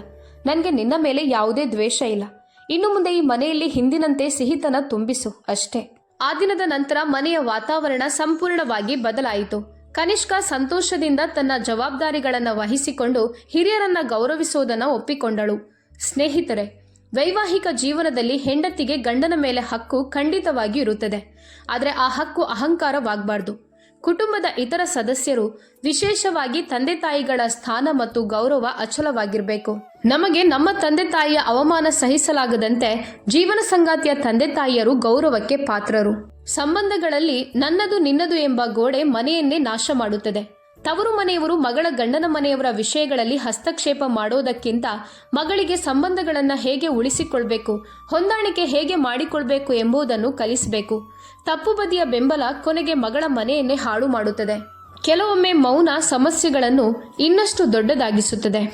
ವಿರಾಜ್ನಂತೆ ಸರಿಯಾದ ಸಮಯದಲ್ಲಿ ಮಿತಿಯನ್ನು ಮೀರದೆ ದೃಢವಾಗಿ ಮಾತನಾಡೋದು ಸಂಬಂಧಗಳನ್ನು ಮುರಿಯದಂತೆ ಕಾಪಾಡಬಹುದು. ಹಾಗಾದ್ರೆ ಸ್ನೇಹಿತರೆ, ತಾಯಿ ಗೌರವಕ್ಕಾಗಿ ಮಗ ತನ್ನ ಹೆಂಡತಿಗೆ ಕಲಿಸಿದ ಈ ಪಾಠದ ಬಗ್ಗೆ ನಿಮ್ಮ ಅಭಿಪ್ರಾಯ ಏನು? ಕಾಮೆಂಟ್ ಮಾಡಿ ತಿಳಿಸಿ. ಮತ್ತು ನೀವು ಈ ಕಥೆಯನ್ನು ಯಾವ ಊರಿನಿಂದ ನೋಡುತ್ತಿದ್ದೀರೋ ನಿಮ್ಮ ಮತ್ತು ನಿಮ್ಮ ನಗರದ ಹೆಸರನ್ನ ಬರೆಯಿರಿ. ಕತೆ ಇಷ್ಟವಾದರೆ ಚಾನೆಲ್ ಸಬ್ಸ್ಕ್ರೈಬ್ ಮಾಡೋದು ಮತ್ತು ವಿಡಿಯೋ ಲೈಕ್ ಮಾಡೋದನ್ನ ಮರಿಬೇಡಿ. ಮತ್ತೆ ಹೊಸ ಕಥೆಯೊಂದಿಗೆ ಭೇಟಿಯಾಗೋಣ. ಅಲ್ಲಿಯವರೆಗೆ ಧನ್ಯವಾದಗಳು.